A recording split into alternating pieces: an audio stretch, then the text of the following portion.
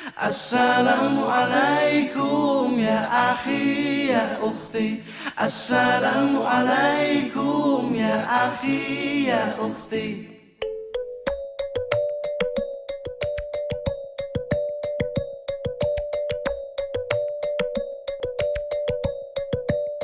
Memberikan banyak ilmu pada pagi hari ini dan memberikan banyak inspirasi tentunya di acara JTK Spiritual Inspiration.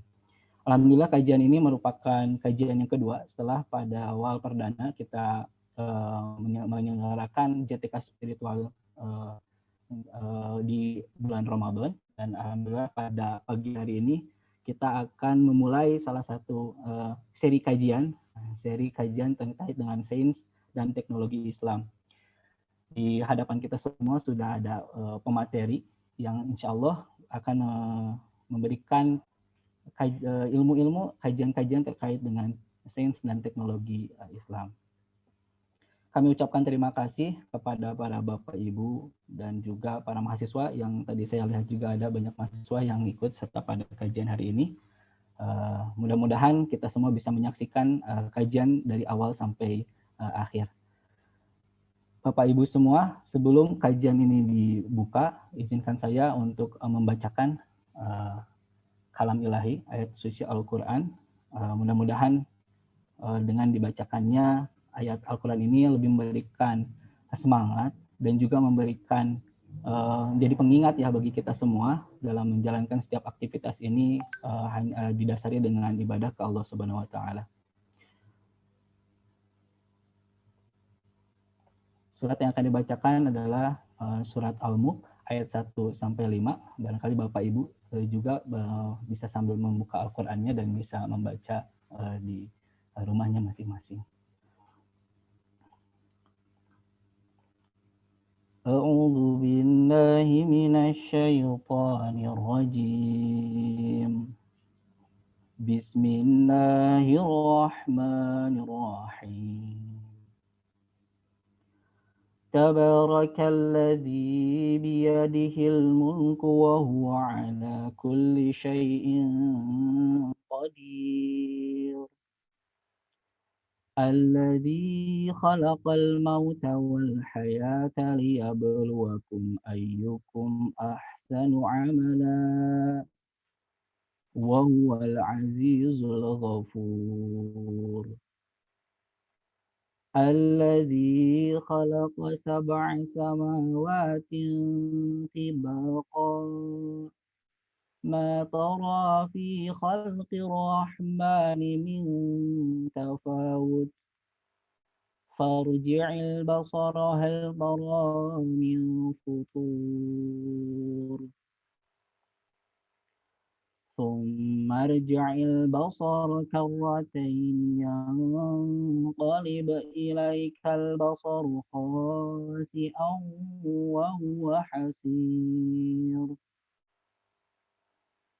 ولقد زينا السماء الدنيا بمصابيح وجعلناها رجوما للشياطين وأعتدنا لهم عذاب السعير.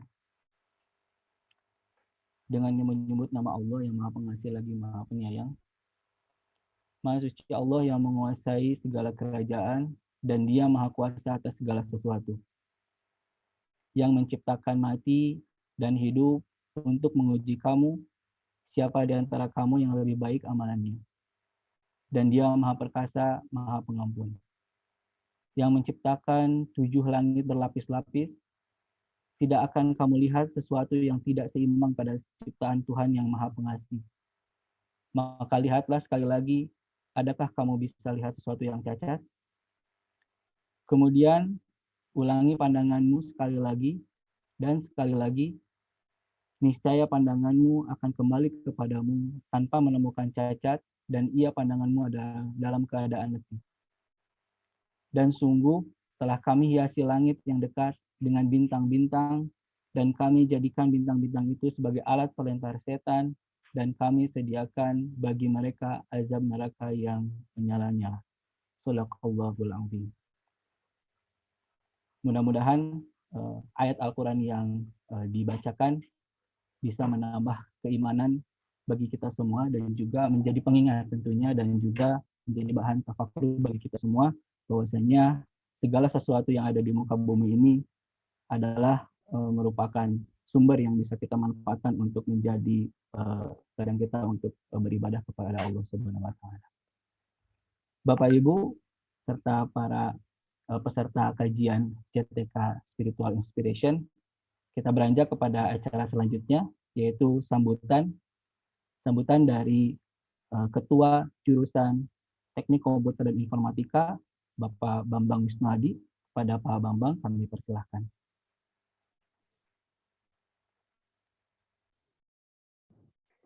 Baik, bismillahirrahmanirrahim. Assalamualaikum warahmatullahi wabarakatuh. Waalaikumsalam. Selamat pagi, salam sehat untuk semua. Marilah kita sama-sama panjatkan puji syukur kehadirat Allah Subhanahu wa taala atas segala rahmat dan karunia yang sudah dicurahkan kepada kita semua sehingga hari ini kita masih bisa punya kesempatan untuk belajar dan melakukan sesuatu yang Allah kehendaki. Tidak lupa sholawat dan salam kita panjatkan semoga tercurah kepada Nabi besar Muhammad SAW, keluarga beserta sahabat dan umatnya hingga akhir zaman. Semoga kita semua mendapatkan syafaatnya dan mendapat petunjuk hingga hari kiamat nanti. Bapak Ibu sekalian dan juga adik-adik semuanya, kami ucapkan terima kasih atas kehadirannya dalam acara silaturahmi dan sharing ini. Khusus untuk Pak Mada Sanjaya. Terima kasih banyak Bapak sudah hadir dan menyediakan waktunya, juga menyediakan ilmunya untuk di-sharing kepada kami semua. Mudah-mudahan apa yang akan kita peroleh di hari ini penuh dengan keberkahan.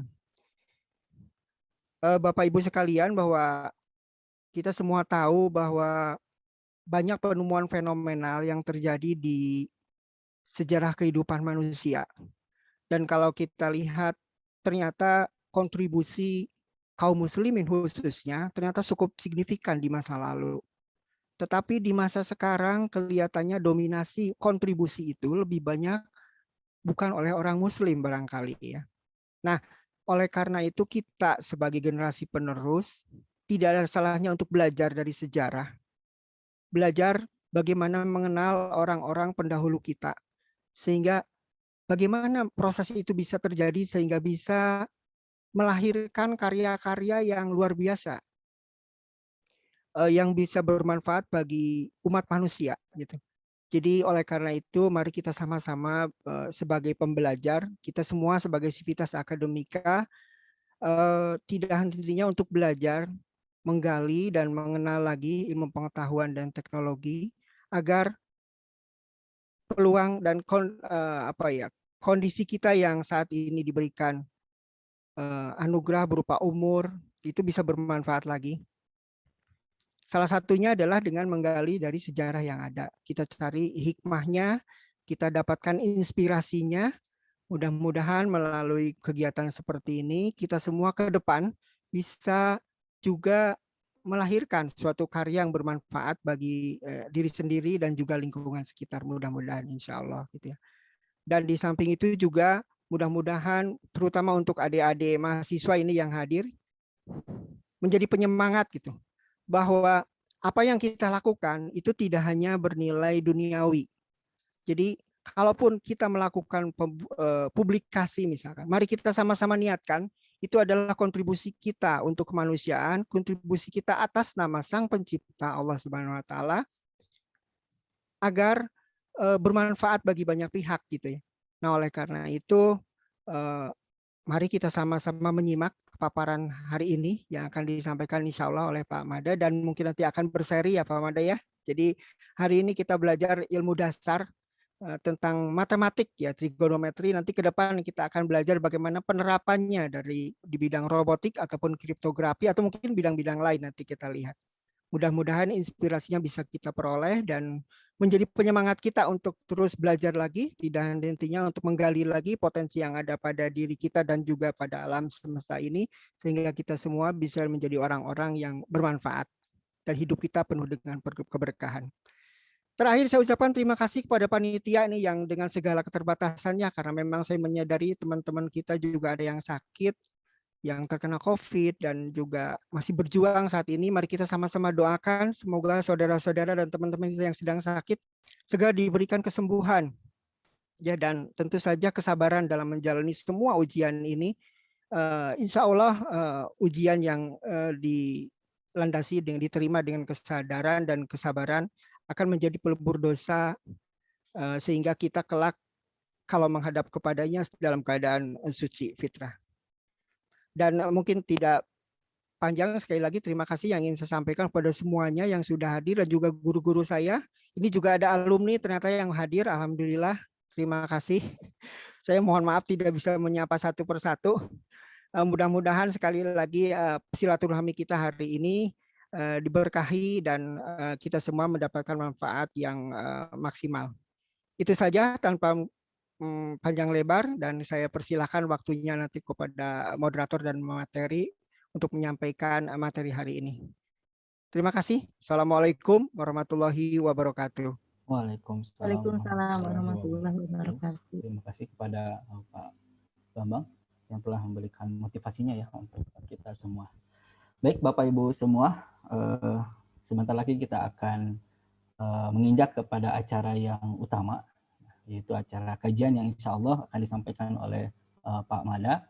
Nah, kajian hari ini memang cukup luar biasa ya. Jadi ini akan berseri ya, ada 3 seri. Seri pertama ini yang akan mengangkat terkait dengan sosok seorang ulama yang bukan hanya dari segi keilmuannya saja yang luar biasa, dan bahkan mungkin bagi sebagian orang itu cukup mempertanyakan, wah ternyata ada juga ya ulama muslim atau ilmuwan muslim yang bukan hanya dari segi keilmuannya yang luar biasa, tapi juga soleh gitu ya. Nah, mudah-mudahan bisa menjadi inspirasi kita terkait dengan kajian pada hari ini. Untuk seri pertama ini akan membahas terkait dengan sejarah atau satu ilmuwan Al-Khawarizmi. Ini juga kalau bagi saya itu jadi satu sosok yang jadi inspirasi ya. Dan alhamdulillah pada hari ini saya bisa lebih memperdalam lagi, lebih mengetahui sosok ulama yang satu ini, dan juga nanti di seri-seri berikutnya akan dikaji lagi terkait dengan ulama-ulama hebat lainnya. Nah, untuk kajian hari ini insya Allah akan dipandu secara langsung oleh dosen di jurusan Teknik Komputer Informatika, yaitu Pak Joko. Beliau ini adalah salah satu dosen termuda di JTK, belum mempunyai momongan karena memang belum. Waduh. Boleh Pak dipromosikan Pak. Ya Pak Joko Masih ini. lajang, Pak. Baik, untuk pagi hari ini kami persilakan kepada Pak Joko untuk memandu acara kajian pada hari ini. Terima kasih banyak Pak Uman. Bismillahirrahmanirrahim. Assalamualaikum warahmatullahi wabarakatuh. Selamat pagi Bapak Ibu. Puji dan syukur mari kita panjatkan kepada Allah Subhanahu wa taala dengan karunia dan ridhonya lah kita dapat melaksanakan kembali kegiatan JTK Spiritual Inspiration. Kemudian salawat dan salam tidak lupa serta selalu tercurah kepada Nabi kita, Rasul kita, Muhammad Sallallahu Alaihi Wasallam yang merupakan teladan kita. Semoga kita semua insyaAllah di hari.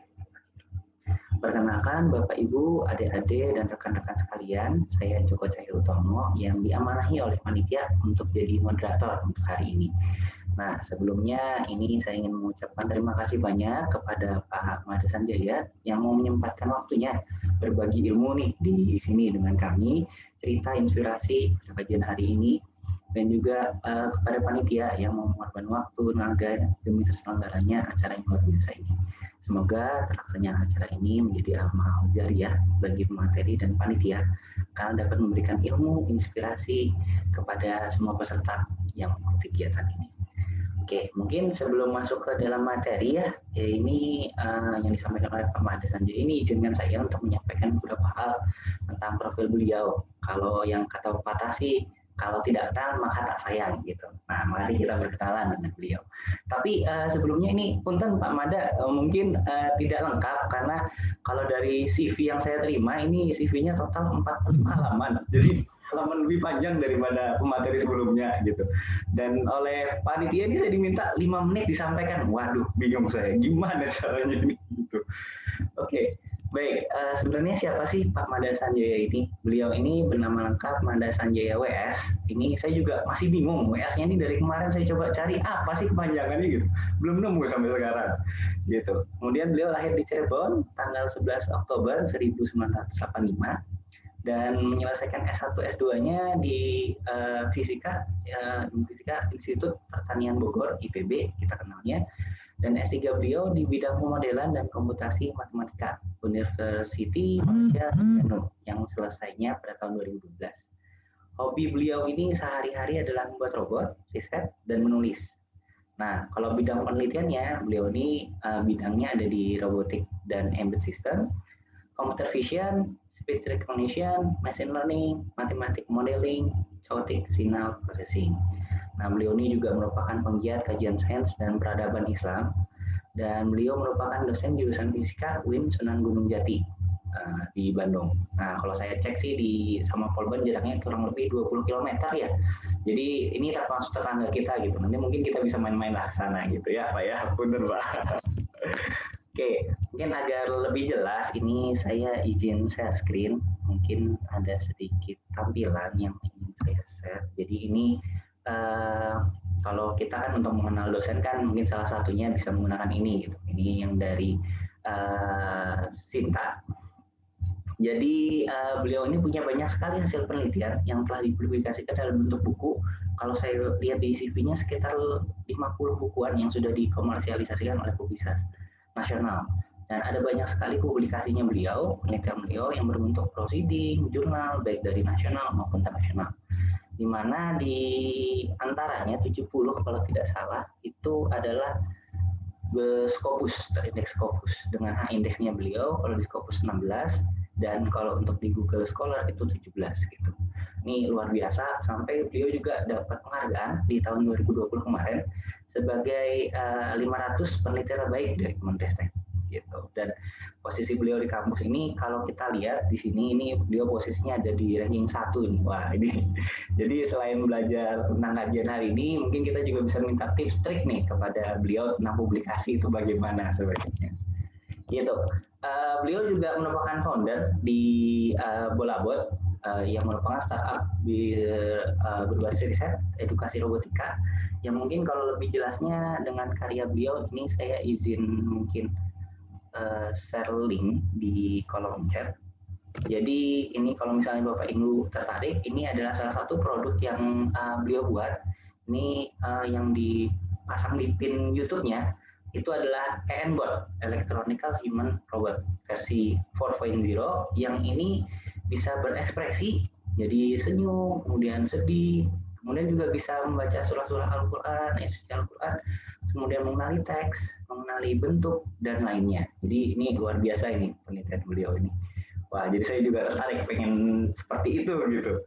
Baik, mungkin sekian perkenalan singkat dari beliau untuk kajian spiritual inspiration hari ini. Itu adalah tentang salah satu ulama, sejarahnya ulama tersebut, yaitu Al-Khwarizmi. Ini untuk seri satunya ya. Yang dikenal sebagai mungkin kalau kita cari-cari itu Bapak Aljabar, Aritmatik, dan Algoritma atau Bapak Matematika kalau secara searchingnya gitu. Nah, mungkin kepada Pak Mada Sanjaya, waktu dan tempat kami persilakan. Maka Pak. Izin share screen ya.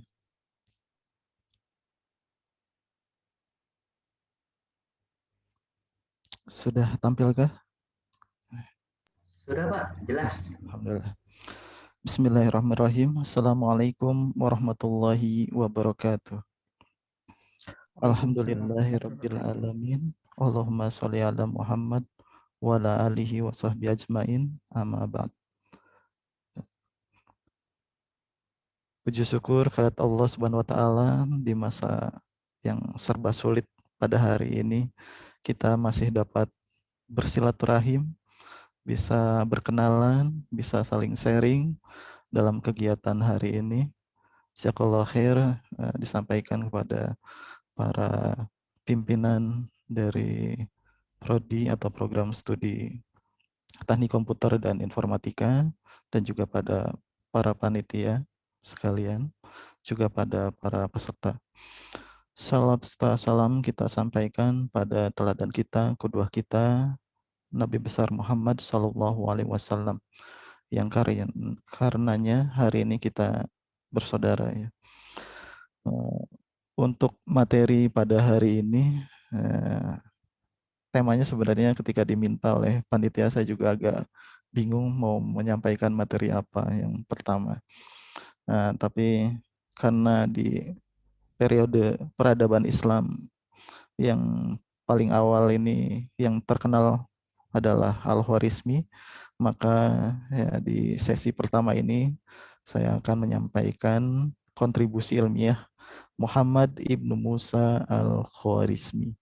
Jadi nama beliau sebenarnya adalah Muhammad Ibnu Musa. Al-Khwarizmi ini nama daerahnya ya. Daerah di sekitar Uzbekistan kalau hari ini. Beliau menurut para sejarawan ini hidupnya dari tahun 780 Masehi sampai 850 Masehi pada masa dinasti Abbasiyah. Yang khalifahnya pada saat itu adalah Al-Ma'mun. Ini karya dari Bolabot. Bolabot tadi sudah disampaikan, sebenarnya Bolabot itu bukan lembaga penerbitan. Kita baru mempunyai divisi penerbitan tahun 2018, menerbitkan bidang teknik dan juga sains dan teknologi peradaban Islam, ya, yaitu mempelajari kitab-kitab yang ditulis oleh para ulama terdahulu dari masa The Golden Age maupun ulama-ulama di Nusantara. Yang kalau kita kaji ternyata kitabnya itu benar-benar memberikan kontribusi yang besar bagi peradaban modern hari ini.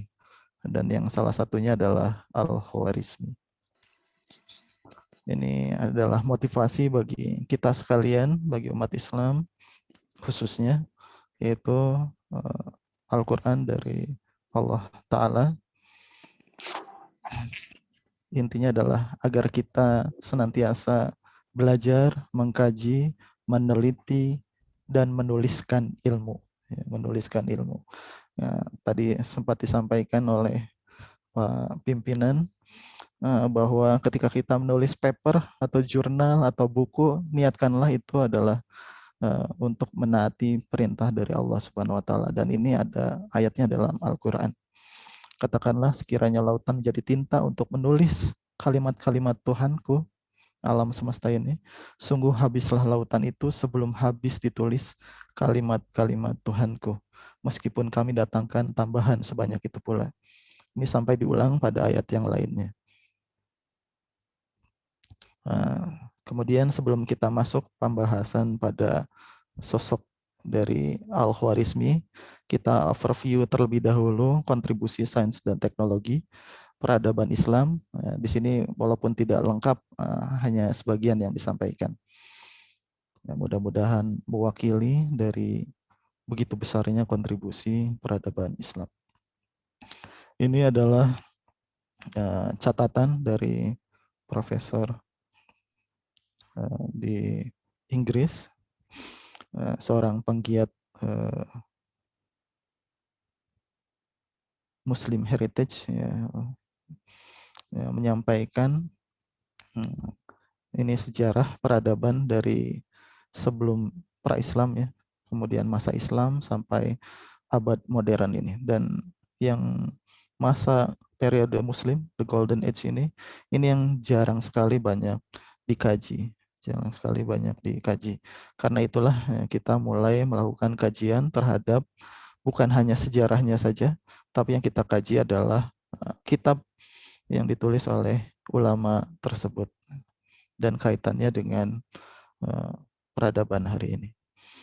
Kemudian kita mulai dari peletak dasar peradaban Islam itu sendiri, yaitu baginda Nabi besar Muhammad Sallallahu Alaihi Wasallam yang telah membangun peradaban di tempat yang sangat jahiliyah pada masanya, yang buta huruf, yang pada akhirnya memimpin peradaban pada generasi-generasi berikutnya, yang dilanjutkan oleh para Khulafaur Rasyidin dan dinasti-dinasti setelahnya seperti Umayyah, Abbasiyah maupun Utsmaniyah.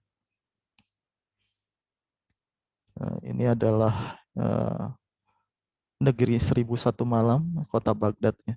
Kalau di dongeng-dongeng atau di Hollywood sering digambarkan ada film Sinbad dan seterusnya, berbau klinik, berbau magic ya. Sebenarnya semua itu tidak benar. Jadi kota Baghdad adalah kota ilmu pengetahuan, kota sains dan teknologi. Ya mungkin digambarkan ketinggian teknologinya dengan hal-hal yang berbau magic. Ini pusat kota Baghdad. Jadi kota Baghdad ini didirikan oleh Khalifah Al-Mansur pada dinasti Abbasiyah, kemudian dilanjutkan oleh cucunya yang terkenal juga yaitu Khalifah Harun Ar-Rasyid, kemudian dilanjutkan lagi mencapai kejayaannya pada masa Khalifah Al-Ma'mun. Nah, ini Khalifah Al-Ma'mun. Dan kehidupan Al-Khwarizmi ini hidupnya pada masa Khalifah Al-Ma'mun, ya, mengabdi pada Khalifah Al-Ma'mun. Kemudian Khalifah Al-Ma'mun ini mendirikan sebuah pusat riset center. Di masa itu ada 3 pusat peradaban, yaitu Baghdad, Mesir, dan Andalusia. Dan untuk kota Baghdad ada pusat ilmu pengetahuannya yang dinamakan dengan Bait Al-Hikmah.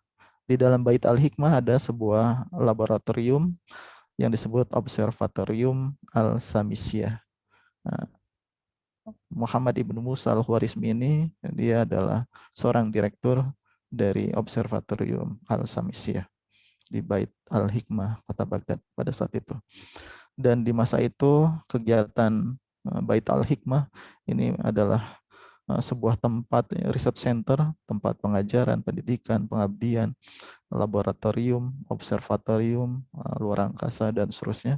Ini menjadi pusat peradaban Islam pada masanya ya, dan menjadi tempat bertemunya para akademisi dari berbagai kebudayaan dan peradaban. Jadi ilmuwan yang mendiami Bait Al-Hikmah itu bukan hanya Muslim, tapi ada juga dari Yahudi, ada juga dari Hindu, ada dari Mesir, ada dari Yunani dan seterusnya. Nah, ini kegiatan di Bait Al-Hikmah, ini ilustrasi saja ya. Kemudian di Bait Al-Hikmah hiduplah banyak sekali ilmuwan. Di sini hanya ditulis hanya 2, tapi sebenarnya ada ribuan, ratusan sampai ribuan para ilmuwan yang bekerja pada Bait Al-Hikmah.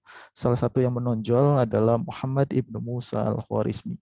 Beliau kemudian menyusun tabel astronomi, disebutnya JIS. Ini mengadaptasi dari tabel astronomi Hindu, makanya disebut JIS Al-Sinhin. Kemudian Al-Khwarizmi juga menyusun disiplin keilmuan baru yang dinamakan Al-Jabar, yang diambil dari nama kitabnya. Kemudian algoritma ini adalah diambil dari nama beliau ya, Al-Khwarizmi. Ilmuwan lain yang hidup sejaman dengan Muhammad Ibnu Musa Al-Khwarizmi adalah 3 orang engineer bersaudara, yaitu Ahmad, Muhammad, dan Hasan, putra dari Musa, putra dari Syakir. Nah, ini hidupnya satu zaman dengan Al-Khwarizmi. Dan 3 orang saudara ini pun memiliki karya yang sangat banyak. Kemudian Bait Al-Hikmah ini dihancurkan oleh Mongol tahun 1258. Tapi ketika kehancuran oleh Mongol tahun 1258, peradaban Islam itu tidak runtuh. Jadi tidak runtuh ya, tidak hancur total. Nah, ini karya Al-Khwarizmi yang sudah kita terjemahkan. Ini karya Al-Jabar dan geometrinya dari kitab Fi Al-Jabar wal Mukabalah. Kemudian ini karya di bidang astronomi, ilmu falak, yaitu sebuah instrumen astronomi yang dinamakan astrolabe. Astrolabe itu kalkulator, merangkap juga sebagai alat observator, dan juga apa disebut, kalau untuk modernnya kita sebut saja sebagai GPS, karena dia bisa menentukan koordinat. Kemudian kitab Al-Hiyal ini yang disusun oleh 3 orang bersaudara, Muhammad, Ahmad, dan Hasan Ibnu Musa Ibnu Sakir. Ini adalah kitab pertama di bidang teknik yang disusun oleh ulama Islam. Ini saat ini tersimpan di beberapa museum di Turki, di Vatikan, di Jerman, dan di Inggris. Ini manuskripnya, ini alat mekanik yang digunakan di dinasti Abbasiyah. Ini yang sudah diterjemahkan oleh Donald Hill ke dalam bahasa Inggris. Kemudian di masa yang berdekatan juga ada seorang dokter, Abu Bakar Muhammad Ibnu Zakaria Ar-Razi. Kalau sekarang kita sedang mengalami masa pandemik, di masa lalu pun pandemik ini dalam peradaban Islam ini sering kali terjadi. Kemudian di periode berikutnya ada Observatorium Bab al-Tiban, ini di abad ke-10. Di Bab al-Tiban ini ada seorang ulama besar juga, namanya Abu Al-Wafa Al-Bujani. Kemudian ada Abdurrahman Al-Sufi. Abdurrahman Al-Sufi ini membuat peta bintang. Jadi bintang-bintang di langit ini dibuat petanya oleh Abdurrahman Al-Sufi. Kemudian Abu Al-Wafa ini yang menyusun trigonometri. Beliau adalah penerus dari Al-Khwarizmi. Jika Al-Khwarizmi hanya sampai fungsi tangan saja, sinus, kosinus, tangan, maka Abu Al-Wafa Al-Bujani ini sampai 6 fungsi trigonometri, yaitu sinus, kosinus, tangan, kotangan, sekan, kosekan. Kemudian kitab yang paling terkenalnya adalah kitab Al-Majisti yang di dalamnya isinya adalah tentang trigonometri. Ini peta bintang yang disusun oleh Abdurrahman Al-Sufi. Kemudian ini trigonometri dan astronomi falak yang disusun oleh Abu Al-Wafa Al-Bujani. Kita sudah terjemahkan. Isi dari kitab trigonometri ini adalah fungsi-fungsi trigonometri beserta dengan formulasinya. Ini istilah-istilah, ada sinus, tangan, kotangan, sekan, kosekan, ada istilah dalam bentuk Arabnya. Ini fungsinya diambil dari manuskrip. Nah, ini adalah rumus-rumus yang kita gunakan dulu ketika kita sekolah. Jadi ada sinus, kosinus, tangan, kotangan, relasi-relasinya. Ini persamaan dasar. Kemudian ada persamaan identitas, ada sinus kuadrat X, cos kuadrat X sama dengan 1. Ini adalah rumus Abu Al-Wafa. Jadi rumus ini sampai sekarang di sekolah ya, ini masih digunakan sampai hari ini. Nah, kita tidak bisa membayangkan bagaimana amal soleh yang didapatkan oleh orang yang menulis persamaan ini. Kemudian ada persamaan jumlah dan selisih trigonometri, ada persamaan setengah sudut, ada poligon ini dalam lingkaran atau lingkaran dalam poligon. Kemudian ini summary-nya. Ini untuk trigonometri bola. Kalau tadi trigonometri bidang datar, maka ini adalah trigonometri bidang bola. Jadi trigonometri yang digunakan untuk bola. Nah, kenapa menggunakannya bola? Karena di masa itu umat Islam yang semakin luas wilayahnya membutuhkan pengetahuan tentang trigonometri bola dalam menentukan arah kiblat dan juga waktu sholat. Jadi umat Islam melahirkan trigonometri itu karena ingin mengetahui arah kiblat dan waktu sholat. Ini bentuknya juga bola bumi, tapi bukan datar ya. Ini Abu Al-Wafa Al-Bujani. Ini rumus-rumusnya untuk menentukan jarak 2 kota. Kemudian penerapan yang lainnya.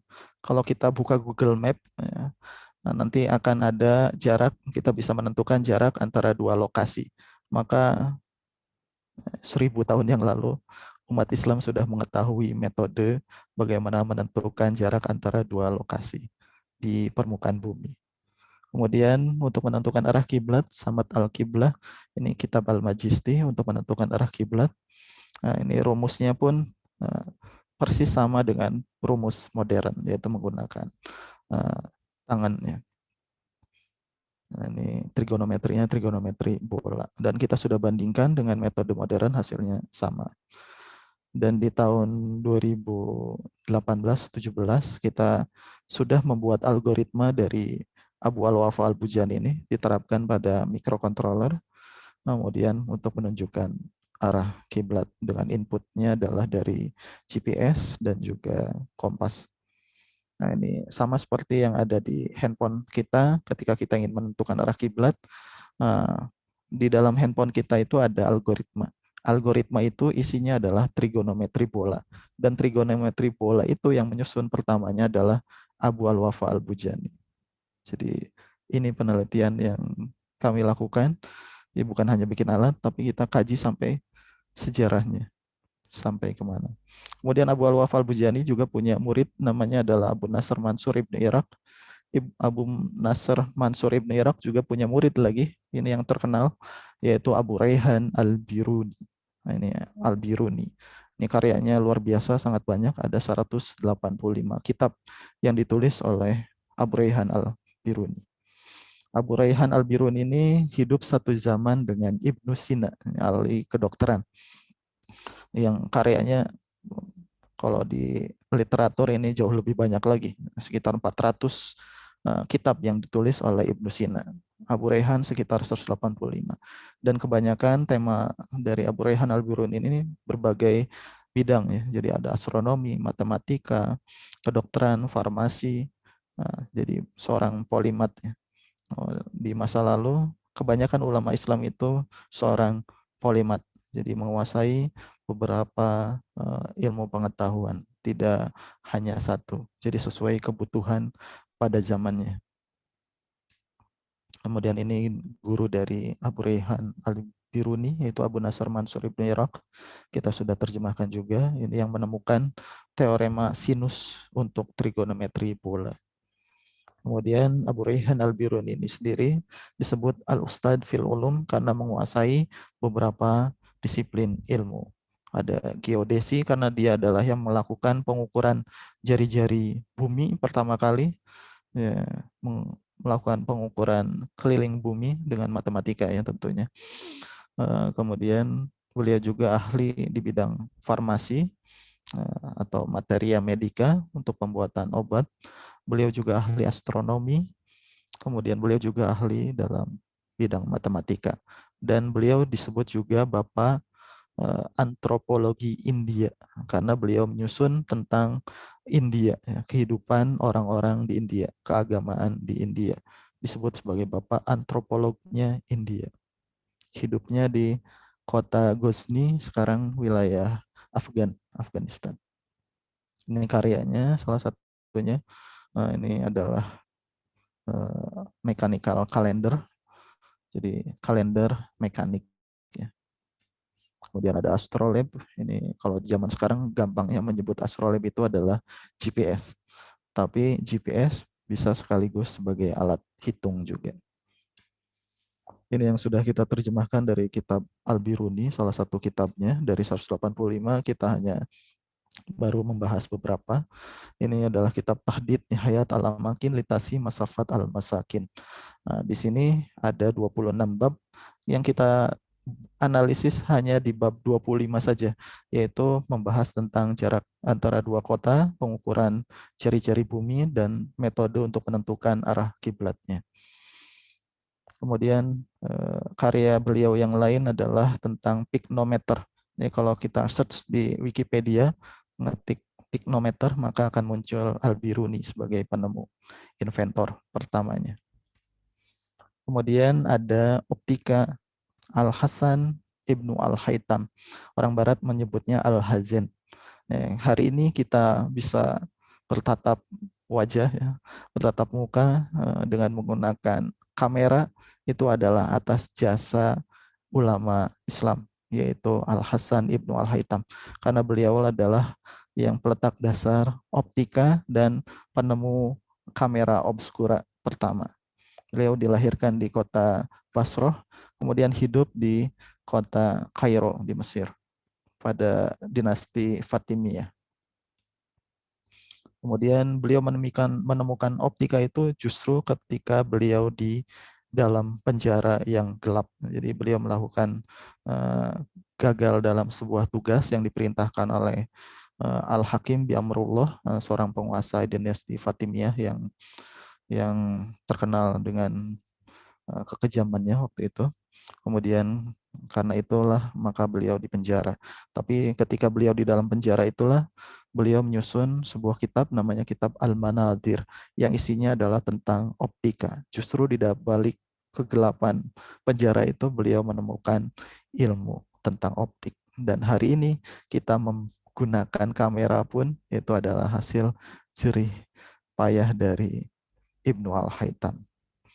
Ini di dalam makalah Visura Al-Kusuf, ini ada eksperimen kamera obscura, kita sudah terjemahkan kitab ini. Hari ini kitabnya tersimpan di British Library di London. Kita bisa akses. Kemudian ini ilustrasi kamera obscura Ibnu Al-Haytham.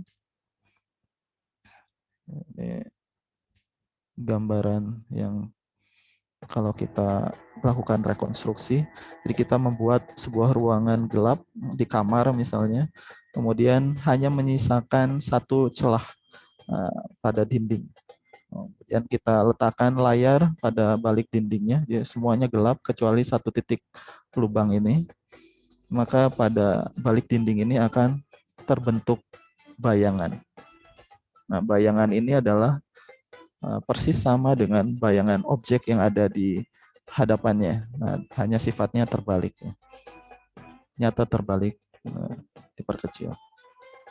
Dan konsep inilah yang disebut konsep kamera obscura pertama di dunia. Nah, itu kita pun sudah menerjemahkan beberapa karya dari ulama yang sangat luar biasa ini, yaitu Ibnu Al-Haytham, yang hidup satu zaman dengan Abu Rayhan Al-Biruni, ini di bidang optik dan matematika. Kemudian kalau di bidang kedokteran ada Abu Qasim Al-Zahrawi ini di Andalusia. Ini hidup juga satu zaman dengan para ilmuwan yang sebelumnya, yaitu yang tadi disebut Ibnu Al-Haytham dan Abu Rayhan Al-Biruni. Ini kitab tasrif, ini kedokteran bedah pertama di dunia. Eropa mengenal kedokteran bedah melalui karya kitab Al-Tasrif yang ditinggalkan oleh Al-Jahrawi di Andalusia. Kemudian beralih di wilayah dekat dengan Baghdad, wilayah Persia, yaitu ada Dr. Al-Husain Ibnu Abdullah Ibnu Sina yang kita kenal dengan Ibnu Sin. Yang namanya adalah Al-Husain, yang terkenal dengan kitab Al-Kanun fi Al-Tibnya. Kemudian hari ini kitabnya tersimpan di beberapa tempat di museum, ya, di Amerika tepatnya. Ini yang sudah diterjemahkan dalam bahasa Inggris. Kemudian ada dokter yang lain, ada Dr. Mansur Ibnu Muhammad Ibnu Ahmad Ibnu Yusuf Ibnu Ilyas. Ini yang kalau kita mengenal ada fisiologi di kedokteran, maka di zaman itu sudah mengenal fisiologi. Kemudian observatorium yang selanjutnya selain bab Al-Tiban adalah Observatorium Isfahan Seljuk. Ini dari dinasti Seljuk Agung yang terkenal dengan sultannya, yaitu Sultan Alp Arslan. Ini yang melakukan perang terhadap Bizantium pada perang Manzikert, ya, yang akhirnya memenangkan pertempuran. Akhirnya mengalahkan tentara Bizantium. Ini dari bangsa Turki. Kemudian putranya yaitu Malik Shah I bersama dengan Perdana Menterinya Nizamul Muluk ini mendirikan sebuah observatorium di Isfahan, hari ini wilayah Iran. Kemudian pemimpinnya adalah observatorium itu dipimpin oleh seorang ilmuwan yaitu Omar Khayyam. Nizamul Muluk juga mendirikan universitas, namanya Universitas Nizamiyah. Rektor pertama dari Universitas Nizamiyah ini adalah Imam Al-Ghazali, yang kalau di kalangan umat Islam di Indonesia ini sangat terkenal sekali, ya, Imam Ghazali dengan Ihya Al-Ulumuddinnya. Jadi hidup satu zaman dengan Omar Khayyam. Omar Khayyam di bidang astronomi, kemudian Imam Al-Ghazali ini ahli di bidang keagamaan. Kemudian ada ilmuwan yang lainnya, ada Isfizari Al-Kazini. Ini melahirkan banyak karya, kita sudah terjemahkan beberapa karyanya, ini di bidang fisika. Kemudian ada Ridwan Al-Sati, ini pada masa dinasti Mamluk, Ini pembuat jam mekanik yang sangat rumit ya, dinasti di Masjid Umayyah Damaskus pada masa dinasti Mamluk. Kemudian ada Ibnu Khalaf Al-Muradi, ini ahli di bidang teknik juga di Andalusia. Hari ini kitabnya disimpan di Italia, hanya ada satu. Kemudian ada Hasan Ar-Romah, ini yang membuat alat perang, yaitu roket.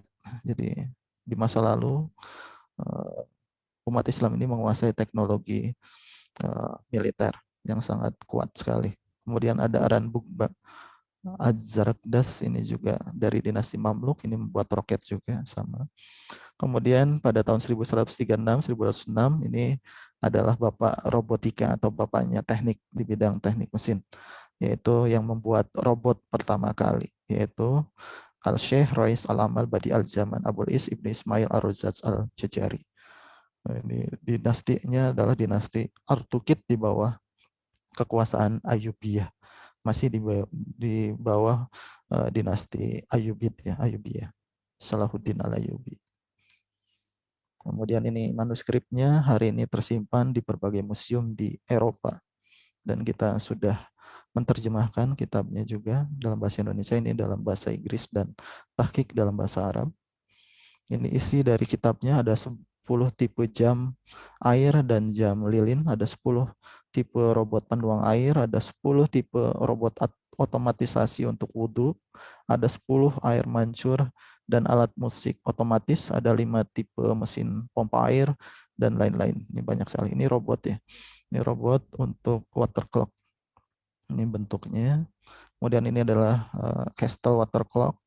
Jadi jam yang di dalamnya ada robot yang menunjukkan waktu. Nah, pada saat waktu-waktu tertentu, termasuk waktu sholat, dia akan aktif sama seperti alarm.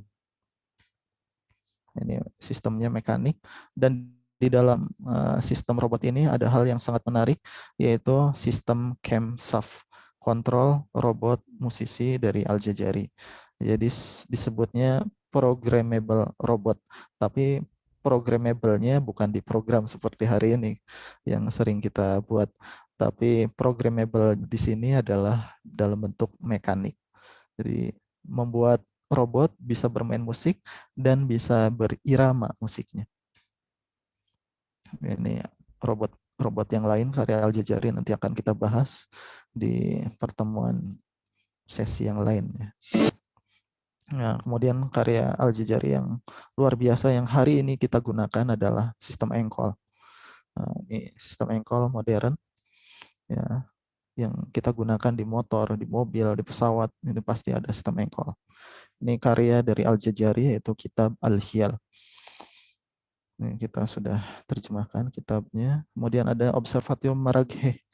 Jadi setelah kota Baghdad hancur tahun 1258 oleh Hulagu Khan, maka ada seorang ulama Islam, yaitu Nasiruddin Al-Tusi, menyelamatkan 400.000 kitab dari Bait Al-Hikmah. Kemudian dipindahkan ke Observatorium Maraghe. Jadi ketika diserbu Baghdad, itu tidak hancur total. Jadi sudah ada yang diselamatkan, yaitu sebanyak 400.000 kitab. Jadi tidak hancur total ya. Jadi kehancuran peradaban Islam di masa lalu itu bukan karena serangan Mongol, karena masih bisa berdiri kembali. Kemudian di masa Ulugh Beg, ini sultan dari dinasti Timurid, namanya Ulugh Beg, ini mendirikan madrasah di Samarkand dan juga observatorium. Ini karyanya berupa tabel astronomi dan digunakan juga oleh para ulama Nusantara dalam bidang ilmu falak. Nah, salah satunya adalah oleh Syekh Muhammad Mansur bin Abdul Hamid bin Muhammad Damiri Al-Batawi yang menulis kitab Sulamun Nairoin, ini di bidang astronomi ilmu falak. Nah, beliau adalah kakek buyutnya dari Ustadz Yusuf Mansur. Kemudian ini adalah observatorium di Istanbul dan juga observatorium terakhir dalam peradaban Islam. Jadi kalau ada yang mengatakan peradaban Islam itu runtuh karena serangan Mongol, itu salah.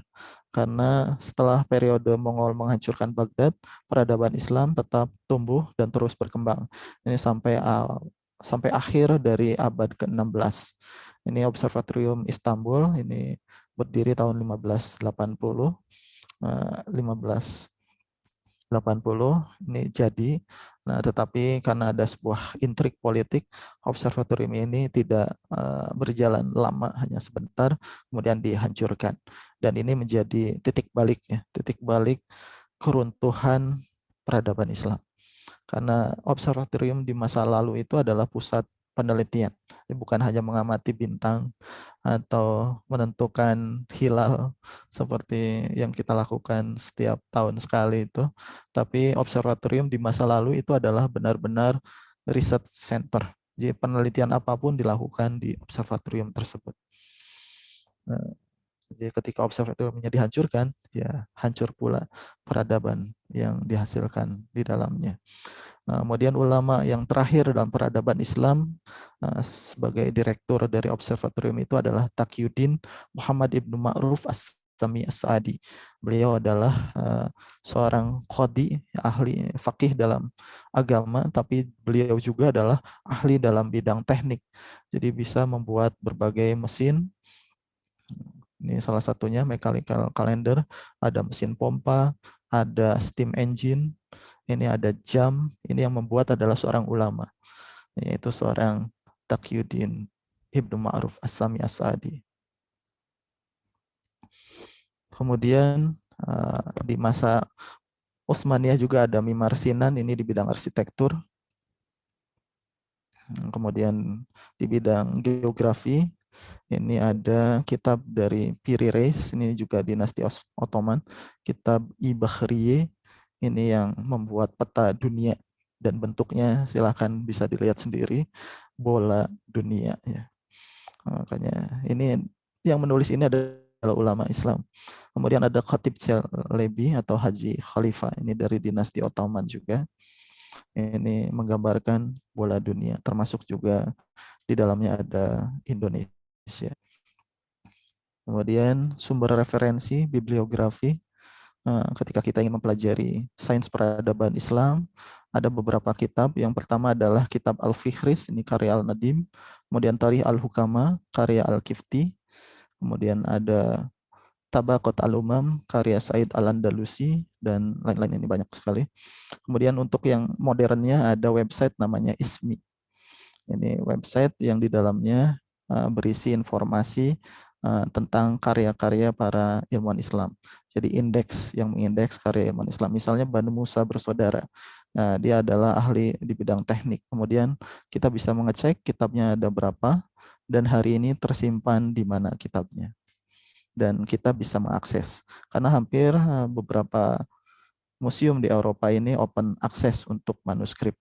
Jadi hampir semuanya open access, termasuk juga di Vatikan kita bisa download, kemudian di Prancis, di Jerman, kemudian di Princeton juga bisa diakses, kemudian di Qatar Digital Library ini mengakses British Museum, kemudian ada King Saud University, Koprulu Library di Turki. Kemudian kita baru masuk ke legacy dari Muhammad Ibnu Musa Al-Khwarizmi. Jadi kaidahnya adalah ini, kaidah fikih. Jadi jika suatu kewajiban itu yang tidak sempurna pelaksanaannya kecuali dengan adanya suatu hal, maka suatu hal tersebut hukumnya adalah wajib. Ini yang dipegang oleh Al-Khwarizmi. Jadi beliau menyusun Al-Jabar itu tujuannya adalah untuk memudahkan umat Islam membuat perhitungan tentang waris. Pembagian waris dalam Islam itu wajib hukumnya. Nah, alat yang digunakan untuk memudahkan umat Islam menghitung pembagian waris artinya juga ikutan wajib. Karena itulah Al-Khwarizmi menyusun kitab Al-Jabar wa Al-Muqabalah. Nah, sebagaimana Al-Khwarizmi juga menyusun trigonometri, sinus, kosinus tangan untuk menentukan arah kiblat. Menghadap arah kiblat adalah kewajiban agama. Maka menentukan arah kiblat dengan metode yang tepat, yang akurat, itu adalah sebuah kewajiban juga yang harus kita lakukan, yang harus kita penuhi. Ya, dan ini yang menjadi dasar Al-Khwarizmi menyusun berbagai karya-karyanya. Jadi tidak jauh dari inspirasinya adalah dari untuk berniat ibadah pada Allah Ta'ala. Kemudian ini adalah kitab Al-Jabar wal Muqabalah. Jadi isinya adalah untuk menjalankan syariat, pembagian waris dan wasiat. Meskipun di dalamnya juga ada tentang aplikasi aljabar pada geometri dan juga perniagaan. Jadi tidak hanya terkait syariat, tapi juga ada yang bersifat umum, yaitu untuk geometri. Ini ayatnya tentang waris. Kemudian kontribusi ilmiah dari Muhammad ibn Musa al-Khwarizmi. Nah, ini berdasarkan kitab Al-Fihris dan juga kitab Tari Al-Hukama. Nah, ini Al-Khwarizmi ini hidup pada masa Khalifah Al-Ma'mun. Kemudian di sini disebutkan kitab-kitab yang ditulis oleh Al-Khwarizmi. Kemudian dari ISMI, website ISMI di Jerman, kita bisa memperoleh data karya-karya yang ditulis oleh Al-Khwarizmi beserta hari ini kitab tersebut ada di mana. Kita bisa mengecek kitabnya ada di mana. Untuk kitab Al-Jabbar wal Muqabalah hari ini tersimpan di Oxford, di Inggris. Kemudian untuk kitab di bidang aritmatikanya hari ini hanya tersimpan dalam bentuk bahasa Latin saja karena bahasa Arabnya sudah hilang, yaitu kitab Al-Hisab Al-Khin dan kitab Al-Jam wa Tafriq Bihisab Al-Khin. Kemudian dalam bahasa Latinnya tersimpan dalam beberapa museum. Kemudian untuk kitab-kitab yang lain terkait dengan astronomi hari ini tersimpan di Berlin dan di Istanbul. Ini kitab di bidang astronomi, ilmu falak ya. Tersimpannya di beberapa tempat di London dan di Berlin dan juga ada beberapa di India. Untuk bidang aritmatika, kitab Al-Jam wa Tafriq Bihisab Al-Khin hanya tersimpan dalam bentuk bahasa Latin. Nah, di sini ada istilah di kalimat pembukanya adalah Dixit algoritmi. Nah, dari kata Dixit algoritmi kalau bahasa sederhananya adalah menurut perkataannya Al-Khwarizmi. Jadi orang Latin, orang Eropa menyebut Al-Khwarizmi ini dengan algoritmi. Maka kita hari ini mengenal di teknik informatika istilah algoritma. Algoritma dalam bahasa Indonesia, bahasa Inggrisnya algoritm, bahasa Latinnya algoritmi, algorismi, Al-Khwarizmi dalam bahasa Arab.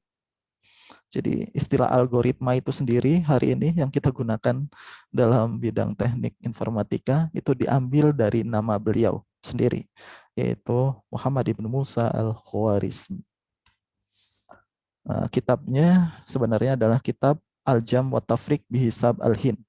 Jadi sebelum Al-Khwarizmi memperkenalkan kitab ini, Eropa menggunakan huruf Romawi ya.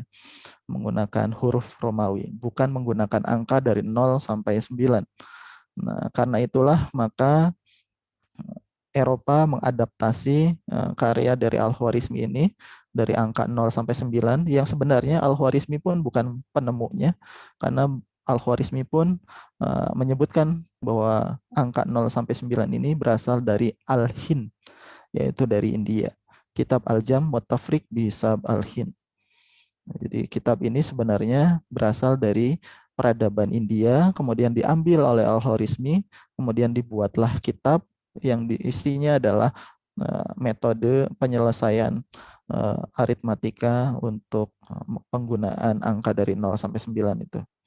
Yang hari ini kita kenal dengan istilah algoritma. Karena isinya adalah bentuknya tahap-tahap proses. Ya, setiap tahap proses ketika kita gunakan dalam ilmu komputer atau informatika, maka kita menyebutnya adalah sebagai algoritma. Ini yang ada dalam bahasa Latin, dalam bahasa Arabnya sudah hilang, tidak ada. Ini penggunaan angka Hindu Arab ya asalnya dari Hindu ya, dari Brahmi. Kemudian kita adaptasi di peradaban Islam. Di peradaban Islam sebelum ada angka 0 sampai 9 lalu bagaimana? Sama seperti di Eropa. Jadi menggunakan angkanya disebut angka abjadun. Jadi abjad, pakai angkanya abjad. Angka Arab asli itu bukan 0 sampai 9, tapi abjad. Jadi bukan pakai angka 0 sampai 9 tapi menggunakan abjad. tapi huruf ya, menggunakan huruf sama seperti Eropa. Nah, baru setelah Al-Khwarizmi memperkenalkan kitabnya, orang Arab akhirnya menggunakan angka 0 sampai 9. Dan Eropa pun pada akhirnya mengikuti Al-Khwarizmi, yaitu menggunakan angka 0 sampai 9. Ini Dixit algoritmi. Kemudian apakah orang Hindunya sendiri memperkenalkan karyanya tersebut? Jawabannya adalah matematika di India itu menggunakan sistemnya kasta. Jadi yang para pemikirnya itu adalah dari kasta Brahmi. Nah, ini sistemnya adalah tertutup ya, tidak terbuka pada masa itu. Justru Al-Khwarizmi lah yang akhirnya memperkenalkan angka Hindu ini ke seluruh dunia ya. Ini karyanya. Kemudian karena karya dalam bahasa Arabnya sudah hilang, maka ada karya sejenis yang mirip dengan karya Al-Khwarizmi, yaitu kitab Al-Jam wa Tafriq bi Hisab Al-Hind. Kitab yang lainnya adalah kitab Fi Usul Hisab Al-Hind. Ini ditulis oleh Qusyar Ibn Laban Al-Jili, ilmuwan Islam pada periode setelah masa Al-Khwarizmi. Isinya sama persis seperti yang ditulis oleh Al-Khwarizmi. Kemudian pada masa sebelumnya ada Abul Hasan Ahmad Ibnu Ibrahim Al-Uqlidisi. Ini pun sama, kitabnya disebut kitab Al-Fusul fi Al-Hisab Al-Hind. Jadi di sini saya juga menyampaikan bahwa kebenaran itu harus disampaikan ya. Bahwa penemu angka 0 itu bukan Al-Khwarizmi. Penemu angka 0 sampai 9 itu bukan Al-Khwarizmi. Tapi Al-Khwarizmi lah yang pertama kali mengadaptasi angka 0 sampai 9, kemudian menyusun kitabnya, menyusun algoritma untuk membuat aritmatika dari angka-angka tersebut, yang akhirnya Al-Khwarizmi dikenal namanya menjadi algoritma tersebut. Dan Eropa mengetahui angka 0 sampai 9 itu dari Al-Khwarizmi, bukan dari India. Kemudian di bidang astronomi ada kitab Jis al-Sinhin. Ini pun hanya tersisa dalam bentuk bahasa Latin. Bahasa Arabnya sudah hilang, sudah tidak ada. Kemudian yang tersisa dalam bentuk bahasa Arab dari Al-Khwarizmi adalah Ikhtisar al-Majisti. Ini tersimpan di Berlin, di Jerman. Kita bisa akses karena open access. Kemudian ada yang masih tersisa juga dari karya Al-Khwarizmi adalah Surat Al-Ard. Ini isinya tentang geografi, tentang koordinat bumi. Nah, ini sudah diterjemahkan beberapa dalam bahasa Inggris. Kemudian ada kitab Amal Al-Asturlab. Ini metode penggunaan atau pemanfaatan dari astrolab. Astrolab yang tadi mudahnya kita sebut saja sebagai GPS. GPS modern ya. GPS masa lalu disebutnya astrolab. Kemudian ada tabel arah kiblat Al-Khwarizmi. Kemudian ini karya yang paling berguna dan digunakan sampai hari ini di pesantren-pesantren di Indonesia, yaitu Rubu Mujayyab. Rubu Mujayyab ini adalah alat instrumen astronomi yang pertama kali diperkenalkan juga oleh Muhammad Ibnu Musa Al-Khwarizmi. Penggunaannya untuk apa? Ya, untuk menentukan lintang suatu lokasi, untuk menghitung sinus, kosinus, tangen, kotangan, sekan, kosekan, untuk menentukan arah kiblat, untuk menentukan waktu sholat, termasuk waktu sholat asar di sini, dan beberapa penggunaan ilmu falak lainnya. Jadi satu alat bisa digunakan untuk berbagai macam keperluan. Ini pun yang menyusun adalah Al-Khwarizmi. Dari alat ini kita mengetahui bahwa Al-Khwarizmi ini sudah menguasai sinus, kosinus, tangen.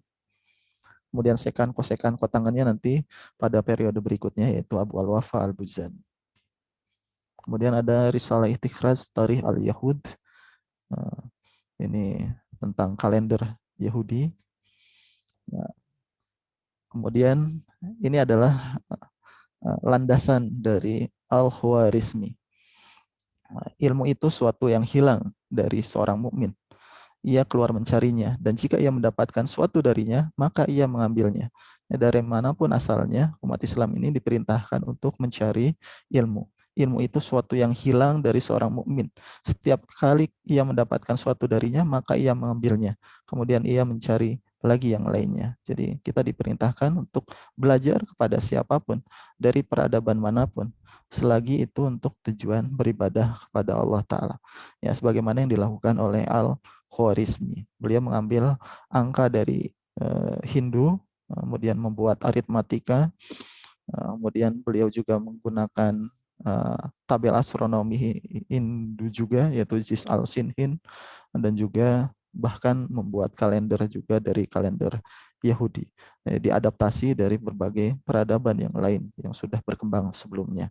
Kemudian digunakan untuk kepentingan yang lebih luas. Itu yang dilakukan oleh Al-Khwarizmi. Kemudian ini adalah kitab Fi'al Jabar wal Muqabalah. Hari ini sudah masih ada tersimpan di Bodleian, Oxford University. Ini isi dari mukaddimahnya. Jadi kalau kita search nama Al-Khwarizmi di Wikipedia, maka yang akan muncul adalah Al-Khwarizmi ini di belakangnya ada istilah Al-Majusi. Nah, ini yang kita bantah karena di dalam mukaddimahnya Al-Khwarizmi ini jelas-jelas seorang Muslim, ya, Muslim yang taat. Nah, dia mengakui kebesaran dari Allah Ta'ala, bersalawat ke atas nabinya, dan juga menyusun berbagai kitab yang ditulisnya itu untuk tujuan kemaslahatan bagi umat manusia, termasuk juga umat Islam. Jadi jelas Al-Khwarizmi adalah seorang Muslim. Ini isi mukaddimahnya. Kemudian di dalam kitabnya sendiri yang terkait dengan kontennya, ini ada 3 bagian dari kitab Al-Jabar wal Muqabalah, yaitu Al-Jabar, geometri, dan penerapan Al-Jabar pada permasalahan wasiat dan waris. Dan Al-Khwarizmi pada permasalahan wasiat dan waris ini mengikuti mazhab Abu Hanifah. Di dalam kitabnya disebut sampai 7 kali. Nah, ini yang kita kenal ketika kita belajar di sekolah menengah pertama di SMP. AX kuadrat sama dengan BX, AX kuadrat sama dengan C, BX sama dengan C. Ini bentuk-bentuk persamaan, baik persamaan orde 1 maupun persamaan orde 2. Persamaan aljabar orde 1 dan orde 2. Kemudian ini istilah-istilah yang digunakan di masa lalu. Karena Al-Khwarizmi ini belum menggunakan simbol. Nah, nanti simbol itu ada pada ilmuwan berikutnya. Jadi simbol X itu disebutnya psi saja. Jadi menggunakan kata-kata semua. Jadi persamaan ada persamaan X sama dengan akar B per 2A dikuadratkan ditambah C per A dikurangi B per 2A. Kalau rumus yang modernnya sekarang kan min B plus minus akar B kuadrat min 4AC dibagi 2A. Ini bentuk dari aslinya, bentuk persamaan Al-Khwarizmi bentuknya seperti ini. Ini untuk tipe persamaan AX kuadrat tambah BX sama dengan C. Ini ada contohnya. Ini sebelah kanan adalah manuskripnya ya. Nah, manuskrip ini ada bentuk geometrinya. Geometri ini sebenarnya adalah pembuktian dari formulasi matematika. Jadi Al-Khwarizmi menggunakan pembuktiannya menggunakan geometri. Ini contohnya X kuadrat tambah 10X sama dengan 39. X kuadrat digambarkan dengan bentuk persegi. X kali X jadi X kuadrat. 10X ini dibagi menjadi 4 bentuk persegi panjang, yaitu 5X per 2. 5X per 2 ada 4, jadi totalnya 10X. Ketika dijumlahkan, totalnya adalah 39. Nah, 39 kemudian ditambah dengan sisi-sisi yang kosong, 25 per 4 dikali 4 itu. Nah, ini sama dengan 39 tambah 25, yaitu 64. Maka sisi dari 64 adalah 8. Maka kita dapat mencari nilai X-nya adalah 8 dikurangi 5 sama dengan 3. Ini hasilnya sama seperti formulasi matematikanya. Ini yang dibuat oleh Al-Khwarizmi. Juga bentuk-bentuk yang lainnya. Ini tipe solusi yang lainnya. Ya, Al-Khwarizmi ini ketika menyelesaikan sebuah permasalahan matematika tidak menyelesaikannya dengan satu cara, tapi menggunakan beberapa cara. Ini yang luar biasa dari Al-Khwarizmi. Kemudian ada tipe persamaan kedua yaitu X kuadrat tambah C sama dengan BX. Ada contohnya X kuadrat tambah 21 sama dengan 10X. Ini rumusnya berbeda, yaitu hasilnya ada 2 solusi, yaitu 7 dan 3. Kemudian ada tipe persamaan yang lain, AX kuadrat sama dengan BX plus C. Ini contohnya juga ada, X kuadrat sama dengan 3X tambah 4, hasilnya adalah 4. Juga ada pembuktian geometrinya. Kemudian di bagian kedua adalah pembahasan Al-Khwarizmi tentang geometri. Ini isinya adalah berkaitan dengan geometri, dasar-dasar geometri. Nah, ini kita mengenal ada nilai pi 3,14 sekian sekian sekian. Al-Khwarizmi juga di dalam kitabnya memperkenalkan nilai pi. Nanti akan lebih sempurna pada ilmuwan Islam berikutnya, yaitu Jamshid Al-Qassi. Ini nilai pi-nya itu sampai 16 angka di belakang koma. Kalau Al-Khwarizmi ini hanya sampai 4 angka di belakang koma. Kalau Jamshid Al-Qassi ini abad ke-15, ilmuwan Islam juga, ini sampai 16 angka di belakang koma untuk menentukan nilai pi. Jadi lebih dari kalkulator ya. Kemudian geometri lingkaran, ini membedakan antara luas juring dan tempering. Kemudian ini beberapa rumus untuk persamaan persegi, jajar genjang, belah ketupat. Kemudian jenis-jenis segitiga, sudut tumpul, sudut lancip, maupun siku-siku. Kemudian ada geometri untuk lingkaran. Kemudian ada geometri limas terpotong. Dan metodenya menggunakan metode aljabar. Ini pun sama, ini yang ciri khas dari Al-Khwarizmi. Ada sebuah persegi di dalam bentuk segitiga. Maka jika diketahui sisi segitiga tersebut, tentukan sisi dari persegi tersebut. Maka Al-Khwarizmi menjelaskan metode untuk menentukan sisi persegi di dalam segitiga tersebut. Ini ada dalam kitabnya. Kemudian bagian yang ketiganya itu isinya adalah tentang wasiat dan waris ya, dan berbagai bentuk permasalahan ke dalam permasalahan wasiat dan waris. Ini transmisi kitab Al-Jabar wal Muqabalah, jadi dari dunia Arab ke Eropa. Ya, kita bisa lihat hari ini beberapa manuskripnya diterjemahkan ke dalam bahasa Latin oleh Robert Chester tahun 1145 dan Gerard of Cremona ini tahun 1187. Kemudian diterjemahkan dalam bahasa Latin, judulnya adalah Liber Algebrae et al-Muqabalah, dan juga Liber Moemeti Filimoisi al-Khwarizmi de Algebrae et al-Muqabalah. Ini di daerah Castile dan juga di daerah Segovia. Castile dan Segovia dahulunya adalah wilayah Andalusia yang kemudian direbut kembali oleh tentara salib. Kemudian ini terjemahan dalam bahasa Inggrisnya. Ini wilayah penerjemahan kitab dari Al-Khwarizmi ke dalam bahasa Latin. Nah, ini wilayah bekas Andalusia yang kemudian jatuh tahun 1492 secara total ya. Karena jatuhnya secara bertahap. Kemudian ada tahqiq kitab Fi Al-Jabbar wal Muqabalah. Tahqiq itu adalah pembahasan kembali. Yang pertama adalah Frederick Rosen dari Inggris tahun 1831. Kemudian ada terjemahan dalam bahasa Inggris tahun 1915. Ada 1986 oleh Barnabas Hugh, dan kalau di dunia Islam ada Rosdi Rosid, profesor dari Prancis. Ini menerjemahkan tahun 2009.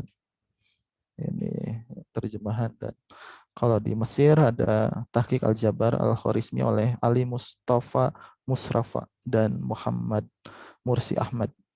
Nah, ini seorang ilmuwan ahli nuklir dari Mesir yang menerjemahkannya bukan orang matematik, justru ahli fisika bidang nuklir di Mesir ya, tahun 1939. Dan beliau pun syahid ya, meninggal karena perang Arab Israel. Kemudian ada Syarah Mukhtasar Al-Syekh Abi Bakar Muhammad Ibnu Musa Al-Khwarizmi fi Al-Jabar wal Muqabalah. Ini adalah ulama Islam Al-Khuzai namanya. Beliau adalah ulama yang pertama kali mentahqiq ya, membuat syarah dari karya Al-Khwarizmi. Hari ini karya tahqiqnya atau karya syarahnya disimpan di London. Ini karya tahqiqnya. Kemudian yang hidup satu zaman dengan Al-Khwarizmi adalah Abdul Hamid Ibnu Tuq Al-Jili. Ini abad 9, kita sudah terjemahkan kitabnya. Kemudian murid dari Al-Khwarizmi adalah Abu Kamil Suja Ibnu Aslam, Ibnu Muhammad Al-Hasib Al-Misri, hidup di kota Mesir. Ini meneruskan karya dari Al-Khwarizmi di bidang aljabar, geometri. Nah, kita sudah terjemahkan untuk bidang geometrinya saja. Kemudian ada Al-Karaji, ini juga dalam bentuk aljabar dan aritmatika. Kemudian ada Omar Khayyam yang tadi di awal disebutkan, beliau adalah ahli tasawuf, direktur observatorium pada masa dinasti Seljuk Agung, Seljuknya, Omar Khayyam, yang terkenal dengan syairnya yaitu syair Rubaiyat. Jadi orang Eropa lebih mengenal beliau adalah seorang penyair yaitu Rubaiyat, padahal beliau aslinya adalah ahli astronomi dan ahli matematik. Ini karyanya diterjemahkan dalam bahasa Prancis tahun 1851. Kemudian ada Al-Samawal, ini seorang Yahudi yang masuk Islam di abad 12 yang hidup di kota Maghrib di Afrika. Nah, ini yang membuat koefisien binomial. Nah, kalau sekarang kita mengenal koefisien binomial ini yang menemukan adalah Newton, padahal adalah Al-Samawal. Ini yang sudah diterjemahkan. Kemudian ada Al-Jabar Al-Khwarizmi yang ditulis dalam bentuk syair. Ini ditulis oleh Ibnu Al-Yasamin dalam bentuk Urzujah. Yang kitabnya adalah kitab Al-Urzujah Al-Yasaminiyah fi Al-Jabar wa Al-Muqabbalah. Kita pun sudah menerjemahkan kitab tersebut. Kemudian ada Talqis Ibnu Al-Banna. Ini isinya tentang Ibnu Hisab dan lain-lain. Ini banyak sekali. Kemudian kalau di Nusantara, ini salah satu ulama Nusantara yang mengikuti jejak dari Al-Khwarizmi adalah Syekh Ahmad Khatib Al-Minangkabawi. Maaf, ini tahunnya salah. Hidup tahun 1860, meninggal tahun 1916. Beliau adalah seorang ulama asal Minangkabau yang menjadi imam dan khatib di Masjidil Haram. Beliau juga adalah guru dari para ulama Nusantara, yaitu pendiri NU, Syekh Hasyim Asy'ari adalah muridnya. Kiai Ahmad Dahlan juga pendiri Muhammadiyah adalah muridnya beliau juga. Pendiri PUI pun adalah muridnya juga. Selain menulis kitab dalam agama terkait dengan fikih dan seterusnya, Syekh Ahmad Khatib Al-Minangkabawi juga menyusun kitab-kitab matematika dan astronomi, ilmu falak. Ini kitab-kitabnya yang ditulis. Di antaranya ada kitab Alam Husab fi Al-Hisab. Ini isinya hampir sama persis dengan kitabnya Al-Khwarizmi, tetapi lebih luas dan lebih kompleks. Yaitu di dalamnya ada kombinatorika, di dalamnya ada aritmatika, ada geometri, dan ada aljabar. Ini kitab dari Syekh Ahmad Khatib Al-Minangkabawi. Ini ilustrasinya, kita sudah terjemahkan kitab ini dalam bahasa Indonesia. Ini murid-murid dari Syekh Ahmad Khatib Al-Minangkabawi. Jadi pendiri PUI, pendiri NU, pendiri Muhammadiyah, pendiri Perti. Itu para ulama Nusantara hampir banyak sekali yang berguru kepada Syekh Ahmad Khatib Al-Minangkabawi. Ini karya yang sudah kami terbitkan dalam rentang waktu 2 tahun terakhir ya. 2 tahun terakhir dari tahun 2018, 2,5 tahun berarti kalau sekarang. Dari ulama The Golden Age, masa emas, maupun ulama-ulama Nusantara di abad 19. Jazakallah khairan katsira atas perhatian rekan-rekan sekalian. Itu saja mungkin yang bisa disampaikan, dikembalikan kepada moderator.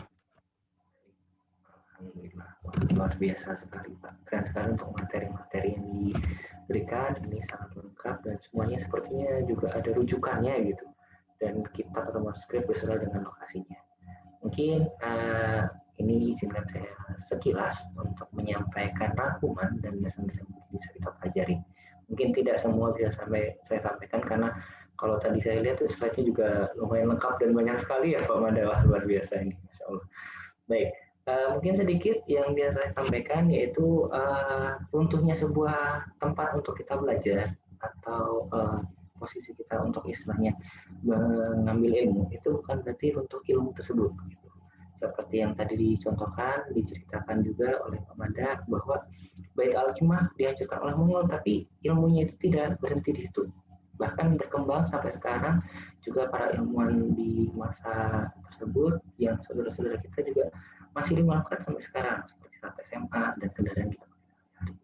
Kemudian juga bukan berarti terpuruk atau sedang kondisi kita dalam masalah itu kita nyerah, tapi itu mungkin merupakan salah satu jalan dari Allah yang Maha Kuasa untuk memberikan kita sebuah ide seperti tadi alasan yang melakukan optik ketika dalam penjara seperti itu. Kemudian juga untuk mencari ilmu itu tidak ada batasan wilayah atau perbedaan golongan atau kaum. Yang penting niatnya adalah untuk beribadah. Nah, untuk pendekatan juga mungkin kita tidak hanya dengan satu cara, tapi mungkin bisa ada berbagai cara yang lain yang mungkin kita bisa istilahnya melihat masalah itu dari berbagai sisi.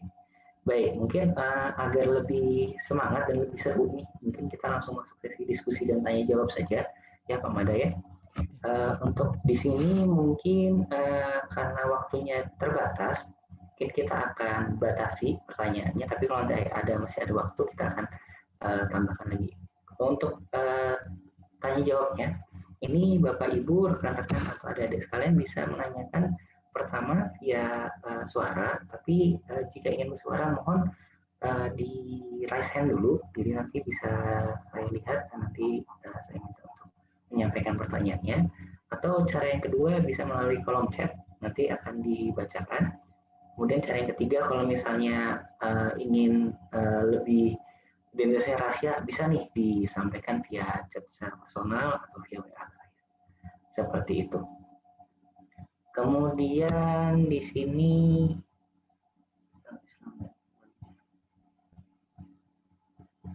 kita sambil coba lihat-lihat ya. Maka kalau misalnya dari Bapak Ibu atau rekan-rekan atau adik-adik ada yang ingin bertanya, enggak boleh untuk pesan. Wah ini Bu Rini ingin bertanya nih langsung. Maka silakan Bu Rini untuk menyampaikan pertanyaan. Baik, terima kasih Pak Joko atas kesempatannya. Terima kasih Pak Mada atas materinya yang sangat luar biasa ya.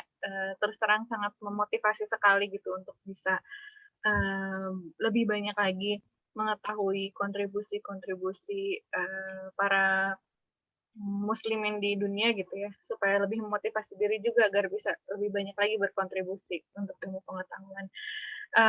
Saya pertanyaan sederhana dan apa ya, mungkin tidak terlalu terkait dengan materi ya, tapi lebih ke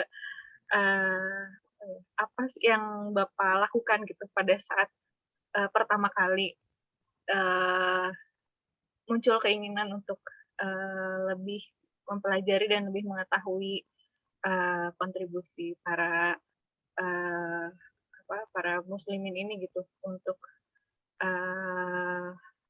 berkontribusi dalam ilmu pengetahuan gitu. Apa yang pertama kali dilakukan gitu, karena kalau saya terus terang saya juga belum terlalu ini belum terlalu tahu gitu.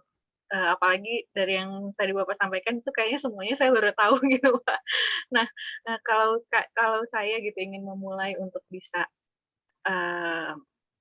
mempelajari tentang para ilmuwan-ilmuwan muslimin di dunia gitu ya Pak. Nah, kira-kira apa yang bisa saya lakukan gitu, dan mungkin Bapak bisa sharing juga pertama kali dulu Bapak waktu mulai mencari tahu tentang ini apa sih yang Bapak lakukan. Gitu. Terima kasih banyak. Terima kasih. Baik, terima kasih banyak Bu Rini. Ini kalau Pak Mada gimana Pak, mau langsung dijawab atau kita langsung dulu? Ya. Oke, mangga silakan Pak. Ya, bismillahirrahmanirrahim. Jadi Bu, sama saja saya pun masih baru ya sebenarnya, mulai mengkaji sains dan teknologi peradaban Islam ini masih baru mulai tahun 2018 akhir, itu pun bukan awal ya, baru akhir tahun 2018 baru mulai.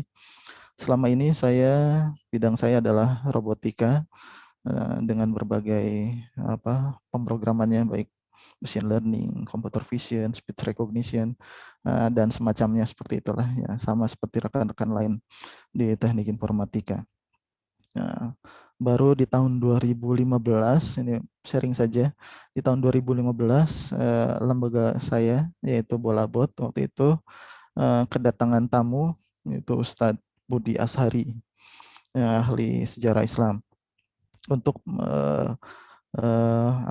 mengajak menyampaikan materi tentang Al-Jazari, yaitu Bapak Robotika Dunia. Saya waktu itu sempat tertegun ya tahun 2015 itu diajak oleh Ustadz Budi Asari untuk menyampaikan materi robotika dari Al-Jazari. Saya belum tahu apa-apa tentang Al-Jazari. Padahal bidang penelitian saya robotika. Nah, dari itulah setelah acara tersebut selesai, maka dari situ mulai ada keinginan untuk mulai mendalami karya-karya dari para ilmuwan Islam, terlebih yang terkait dengan bidang penelitian saya sendiri.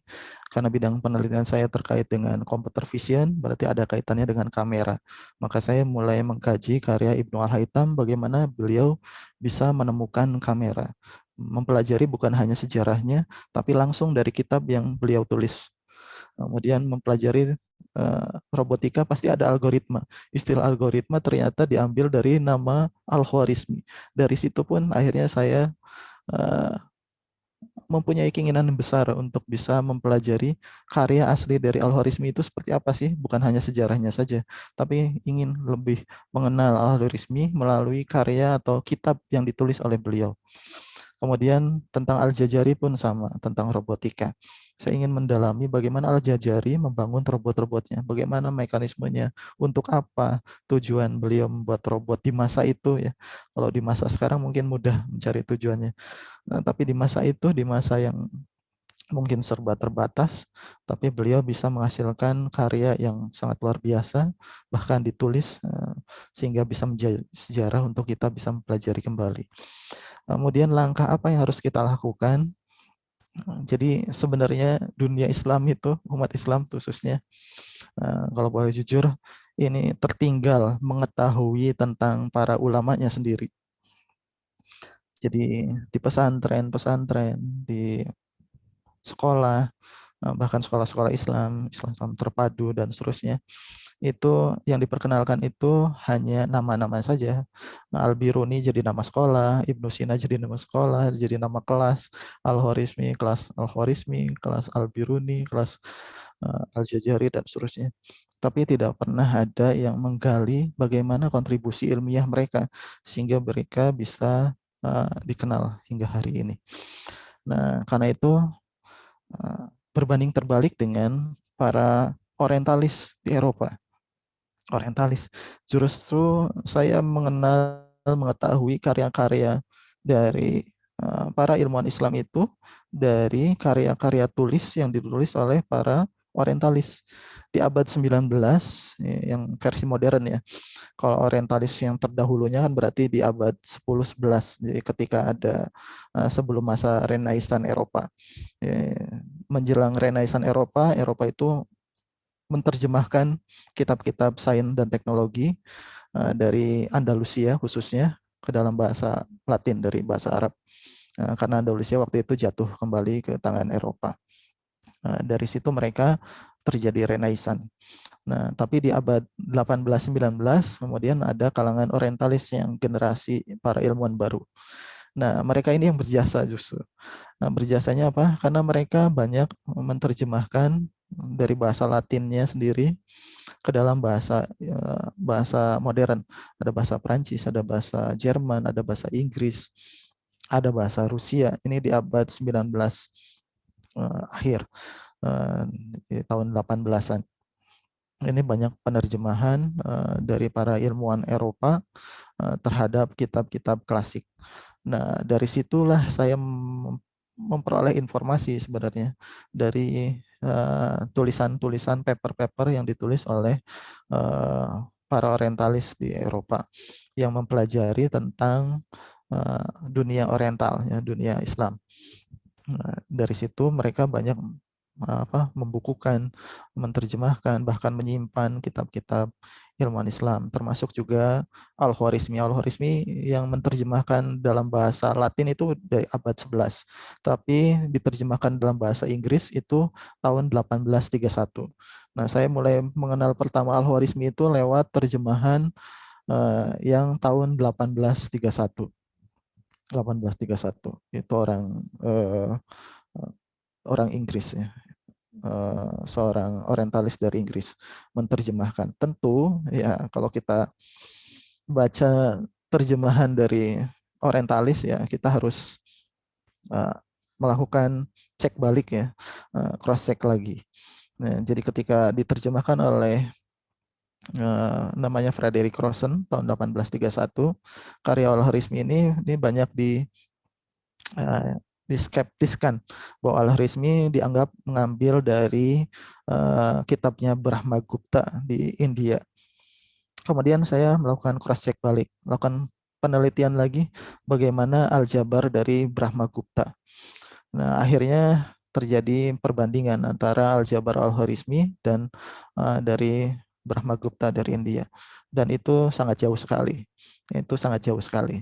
Bahwa Al-Khwarizmi adalah tetap merupakan peletak dasar aljabar, bukan Brahmagupta di India. Karena karyanya itu masih terlalu dini ya, belum sekompleks dan selengkap dari karya Al-Khwarizmi. Jadi originalitasnya sangat tinggi karya Al-Khwarizmi ini. Ketika beliau mengambil dari India, pasti beliau mencantumkan bahkan di nama kitabnya, Kitab Al-Jam wa Tafriq bi Hisab Al-Hind. Itu untuk memperkenalkan angka Hindu. Di nama kitabnya sendiri aja sudah ditulis itu Al-Hind. Nah, sedangkan di kitab Al-Jabar Al-Muqabalah, Al-Khwarizmi tidak pernah mencantumkan referensi apapun. Nah, artinya berarti memang beliaulah yang menyusun konsep Al-Jabar itu. Nah, begitu juga ketika beliau menyusun kitab tentang tabel astronomi. Beliau tulis Jis al-Sinhin. Sinhin itu kan dari India. Berarti beliau memang menghormati kaidah-kaidah akademis seperti yang kita lakukan hari ini. Ketika kita menulis paper, menulis buku, kita selalu mencantumkan referensi literatur kita. Nah, tentu ketika karya beliau orisinil, beliau ya, tidak menyantumkan karya sebelumnya. Dan memang beda antara karya Brahmagupta dengan karya Al-Khwarizmi.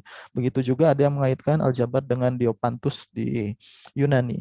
Dan ketika saya teliti lagi di karya Diopantus di Yunani, kitabnya langsung, yang sudah ada terjemahan Inggrisnya, itu sangat berbeda dengan aljabar yang ada pada hari ini. Dan aljabar yang ada pada hari ini lebih dekat dengan karya dari Al-Khwarizmi. Sehingga kita dapat menyimpulkan bahwa aljabar yang dipelajari di sekolah hari ini di kurikulum itu diambil dari karya dari Al-Khwarizmi. Itu yang saya lakukan ketika melakukan kajian terhadap bidang-bidang yang sebenarnya terkait dengan bidang penelitian saya sendiri. Jadi saya melakukan bidang yang terdekat terlebih dahulu. Saya belum melakukan kajian terhadap bidang yang terlalu jauh, misalnya tentang kedokteran, karena saya belum punya kapasitas untuk melakukan penelitian itu. Tapi insya Allah ke depan juga akan mengarah ke arah tersebut, walaupun nanti hanya baru pada batas penelitian tertentu, belum bisa diterapkan seperti dokter misalnya. Jadi kita perlu untuk melakukan kajian yang terdekat dengan bidang kita terlebih dahulu ya, sebelum masuk ke bidang-bidang yang lain. Dan untuk banyak mengetahui ulama-ulama saintis, kita bisa sering membuka website dari Muslim Heritage misalnya di Inggris. Itu cukup lengkap menyampaikan karya-karya dari para ilmuwan Islam dalam bentuk artikel tulisan-tulisan populer saja sebenarnya. Tapi dari situ kita mulai bisa menggali secara ilmiahnya. Ya, seperti yang tadi ada website ISMI, Islamic Scientific Initiative Manuscript ya, dari Jerman. Itu isinya adalah katalog kitab-kitab dan para ulama yang menyusun itu, dan tempat menyimpan dari manuskrip itu sekarang ada di mana, dan kita bisa mengakses kitab-kitab tersebut kalau di wilayah Eropa ya, karena sebagian besarnya sudah open access ya. Dari situ mungkin memulainya kalau saya dulu. Luar biasa Pak Wahid. Gimana Bu Rini, apakah sudah cukup? Cukup, terima kasih banyak Pak Mada. Ya. Baik, kita mungkin gantian gitu ya Pak. Ini karena saya sendiri banyak menerima private chat juga di saya. Mungkin sekarang gantian ke chat dulu, nanti baru lanjut ke yang resen. Tadi ada Pak Lukman, tapi sekarang di chat dulu. Ini kalau untuk di chat ada pertanyaan dari Bu Nurul. Ini pada dasarnya antara ilmu falak dan astronomi yang kita lihat pada ulama-ulama kita terdahulu itu jadi satu. Nah, tapi sekarang ada pemisahan keduanya. Nah, itu kira-kira kenapa kok bisa jadi pemisahan? Mungkin dari Pak Mada pernah ada memperdalam terkait hal ini, Pak? Antara astronomi dan ilmu falak atau apa tadi? Maaf. Astronomi dan ilmu falak. Astronomi dan ilmu falak. Ilmu falak. Ya, astronomi sendiri itu sebelum masa Islam itu sudah banyak dipelajari oleh para ilmuwan terdahulu ya, ilmuwan peradaban sebelum Islam seperti Yunani, seperti India, Mesopotamia dan seterusnya. Jadi perkembangan ilmu astronomi itu lebih awal dibandingkan dengan ilmu falak. Ya, jadi misalnya Yunani terkenal dengan kitab Almagest, karya dari Ptolemeus. Nah, ini yang menjadi rujukan termasuk juga para ilmuwan Islam. Karena Ptolemeus ini seorang raja di Mesir, ya, Yunani Mesir pada saat itu. Yang menyusun kitab namanya kitab Al-Majisti, sangat akurat sekali pada masanya karena beliau melakukan pengamatan, mencatat datanya dalam tabel astronomi. Begitu juga dengan para ilmuwan astronomi yang lain dari India dan seterusnya. Kemudian selain dari astronomi ada juga namanya astrologi. Nah, ini astrologi itu mengaitkan antara fenomena alam, bintang, dan lain-lain, fenomena angkasa dikaitkan dengan kehidupan manusia yang ada di bumi. Nah, ya, kalau sekarang kita menyebutnya termasuk salah satu pseudoscience ya, karena bukan sains asli. Kemudian ketika periode Islam masuk di bawah Rasulullah dan para sahabatnya dan para dinasti penerusnya dan termasuk para ulama di dalamnya, mereka mengkaji astronomi secara umum ya, astronomi secara umum. Kemudian ketika mereka mengkaji astronomi itu tentu memiliki tujuan. Jadi berbeda tujuan antara astronomi secara umum dengan astronomi Islam.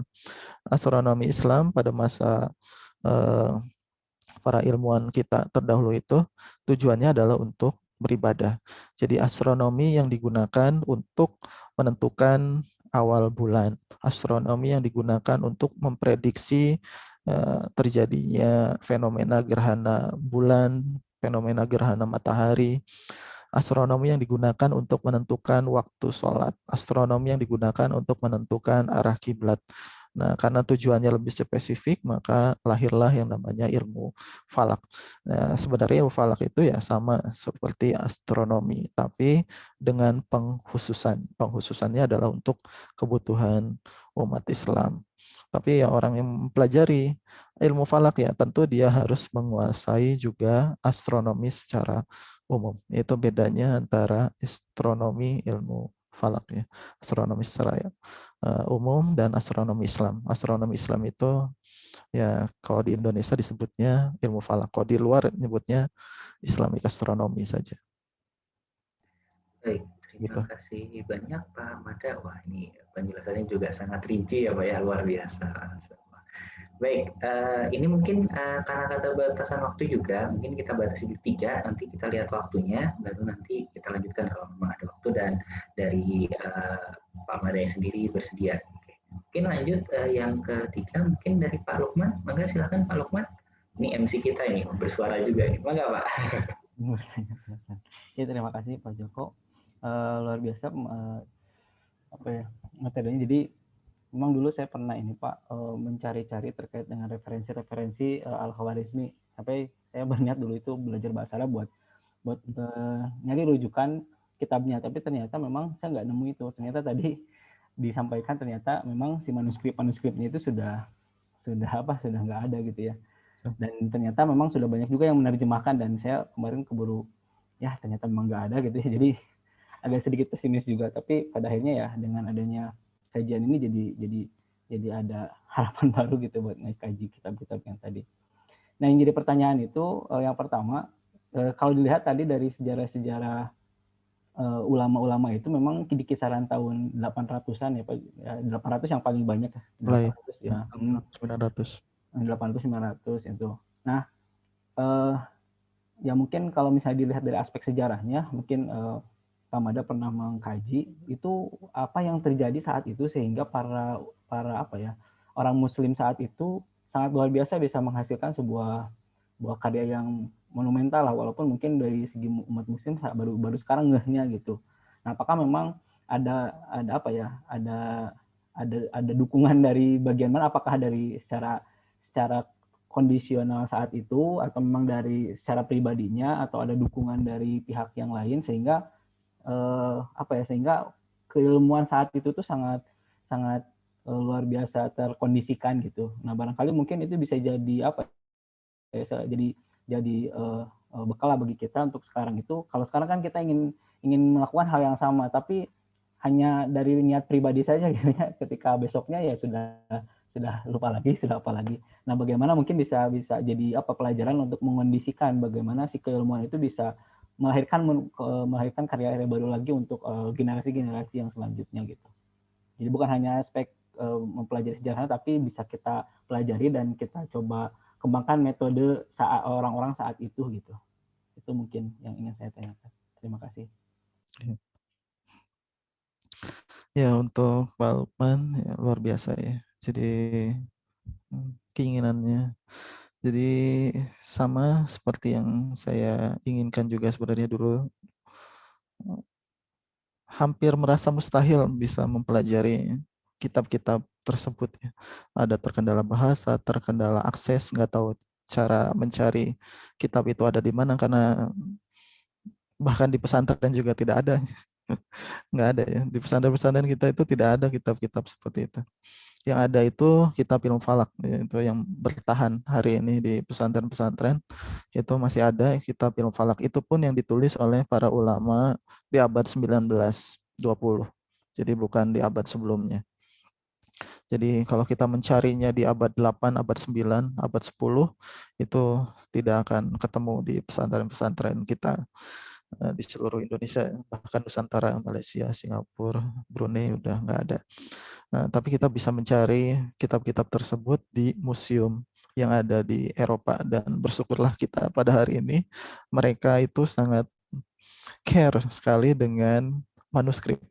Nah, ini ya kita berterima kasih sekali pada mereka juga ya, karena mereka mengamankan warisan para ulama kita. Kalau mereka tidak menjaganya, tentu hari ini kita tidak akan pernah lagi mengenal Al-Khwarizmi, Al-Jazari, dan ilmuwan yang lain.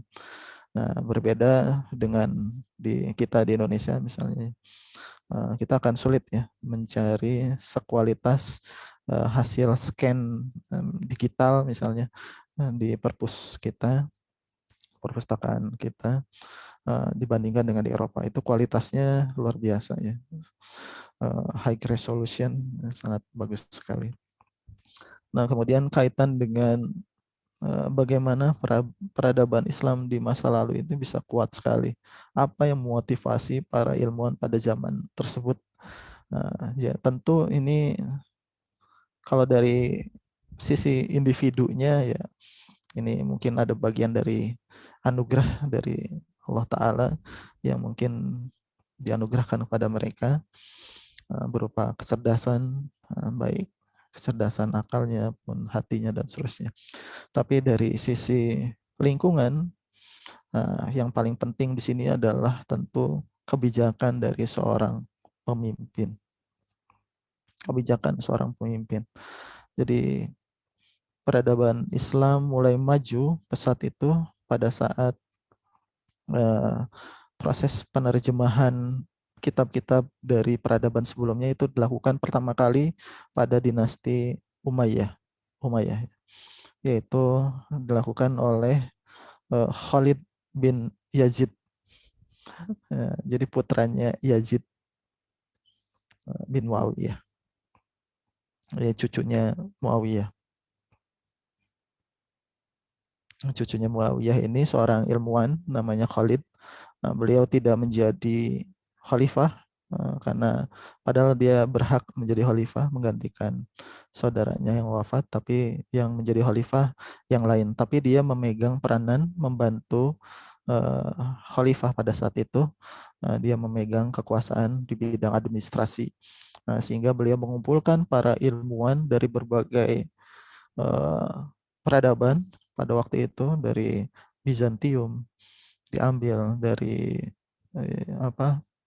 dari Yunani kuno diambil, dari India diambil juga, kemudian dikumpulkan di sebuah tempat. Tapi pada masa Umayyah ini pergerakannya sangat lambat ya. Pergerakan pertumbuhan peradaban keilmuan di bidang sains dan teknologi ini sangat lambat. Barulah mencapai momentumnya pada masa dinasti Abbasiyah. Abbasiyah pun bertahap, ya, mulai dari pemindahan ibu kota dari Damaskus ke Baghdad, kemudian mendirikan kota baru di Baghdad, ini oleh Khalifah Al-Mansur, kemudian dilanjutkan oleh cucunya yaitu Harun Ar-Rasyid. Di masa Harun Ar-Rasyid ini baru membuat perpustakaan saja, jadi ngumpulin para penerjemah, membuat perpustakaan.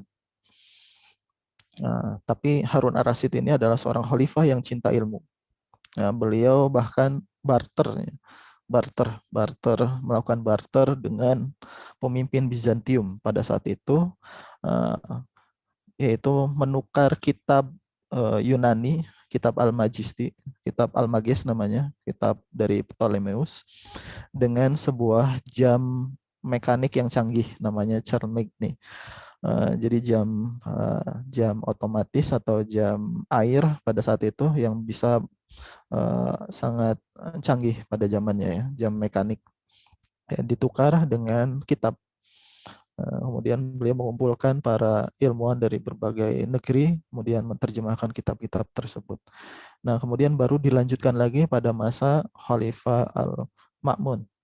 Khalifah Al-Ma'mun ini dia cinta dengan sains, dengan filsafat bahkan, ya, walaupun mempunyai dua sisi.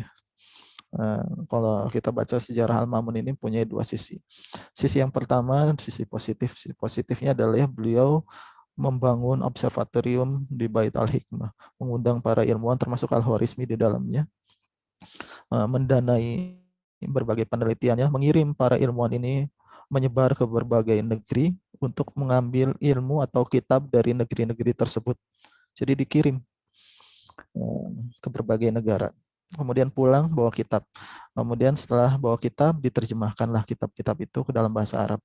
Kemudian dilakukanlah penelitian untuk mengembangkan kitab-kitab tersebut. Ini pada masa Khalifah Al-Ma'mun. Ini sisi positif. Kalau sisi negatifnya ya terkait dengan sejarah yang namanya mihnah.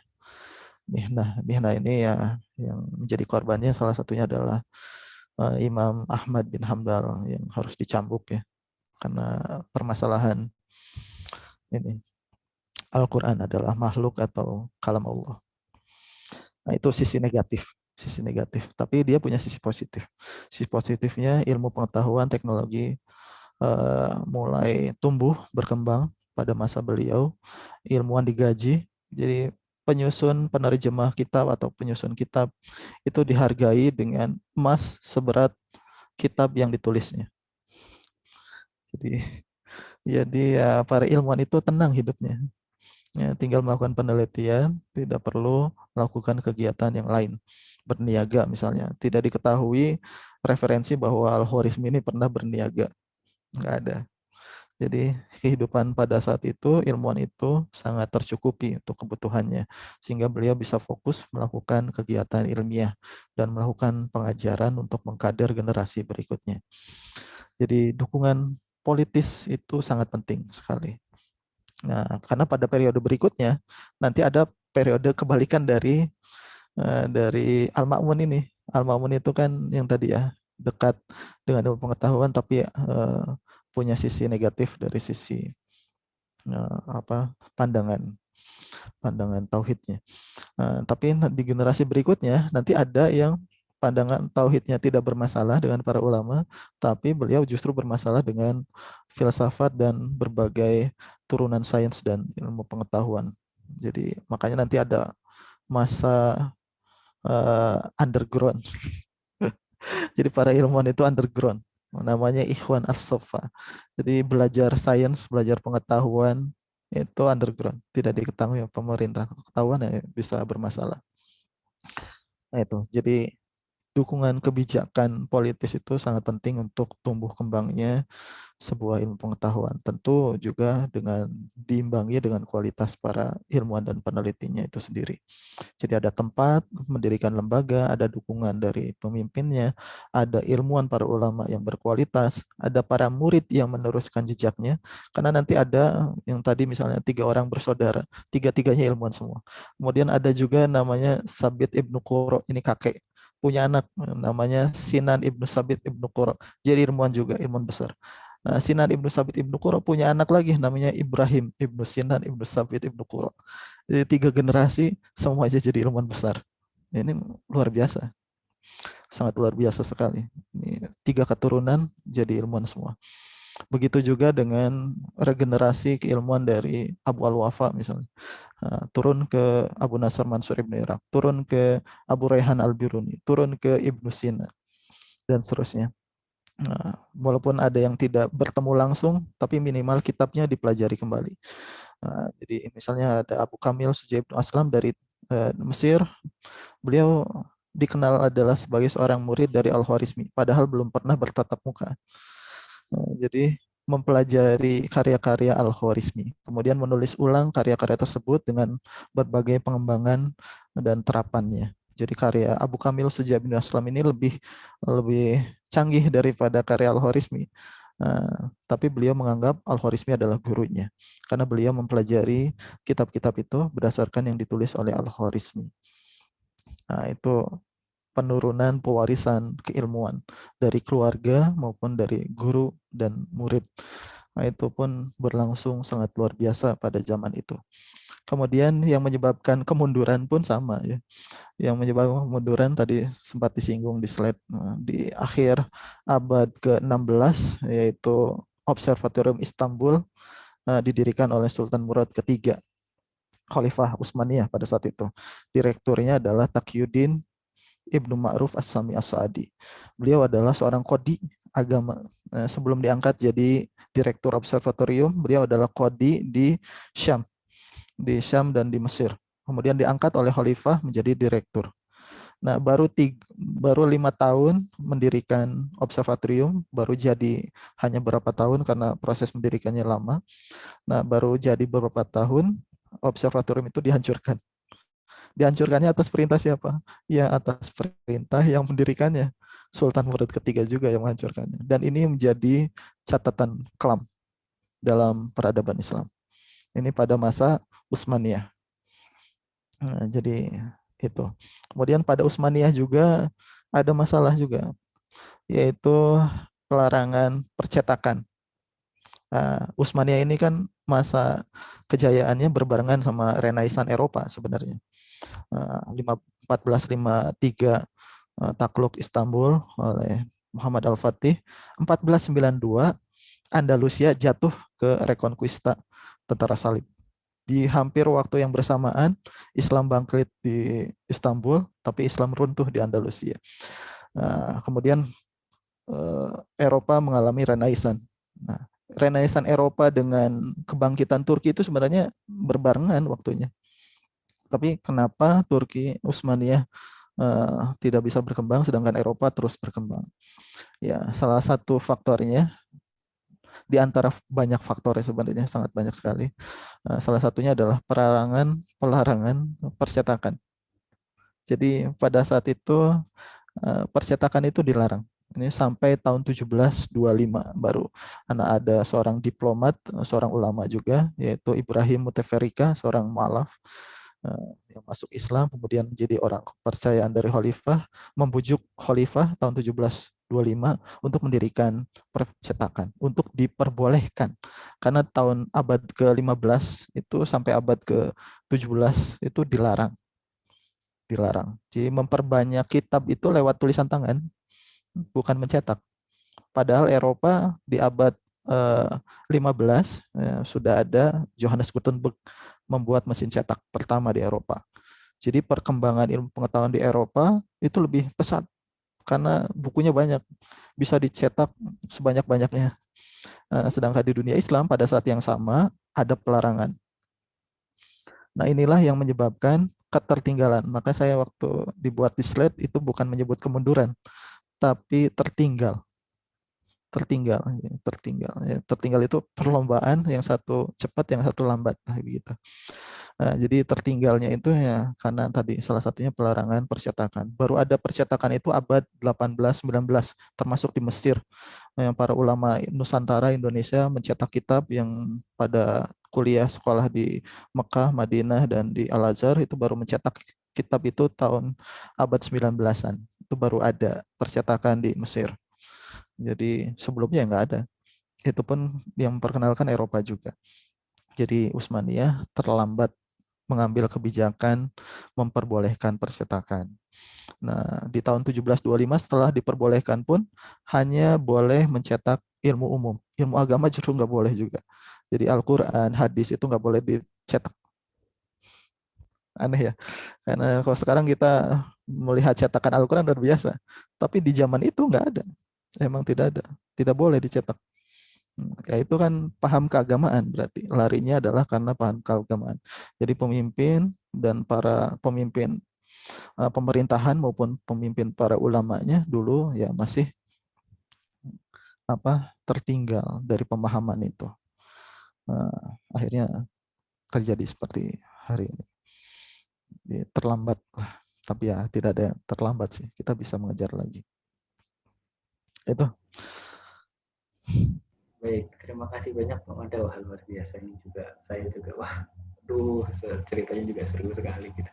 Bagaimana Pak Lukman, sudah cukup? Ucapkan terima kasih kepada Pak Materi dan para peserta yang lainnya sudah mengikuti, dan alhamdulillah sampai saat ini tadi saya lihat sampai 60 orang masih bertahan dalam kajian ini, cukup luar biasa. Sebelum kita tutup untuk kajian pagi ini, saya mengingatkan kembali kepada para peserta yang mengikuti kajian hari ini untuk mengisi presensi kehadiran ya, untuk sebagai bahan masukan bagi kami dan bahan untuk meningkatkan pelayanan kajian untuk di GTK Spiritual Inspiration di kesempatan yang lain. Kemudian untuk sebelum menutup kajian pada pagi hari ini, kita coba bersama-sama membaca hamdalah. Alhamdulillahirobbilalamin. Membacakan doa kafaratul majelis. Ya, mau saya pandu atau mau bersama-sama? Subhanallah, subhanakallah wa bihamdika, asyhadu an la ilaha illa anta, astaghfiruka wa atubu ilaik. Terima kasih kepada para peserta yang sudah sampai saat ini mengikuti sampai akhir. Mudah-mudahan kita bertemu lagi di bulan September dengan kajian lanjutan dari kajian ini. Saya tutup kajian ini dengan billahi taufiq wal hidayah. Aqulu qouli hadza wa astaghfirullaha li wa lakum. Allahu ya'udzu bi aidina ila ma fi khairul islamin wal muslimin. Assalamualaikum warahmatullahi wabarakatuh. Waalaikumsalam warahmatillahi wabarakatuh. Salam bernuhun semuanya, Pak Fatia, Pak Bambang. Dimulakan dengan bismillah, disudahi dengan alhamdulillah. Begitulah sehari dalam hidup kita, mudah-mudahan dirahmati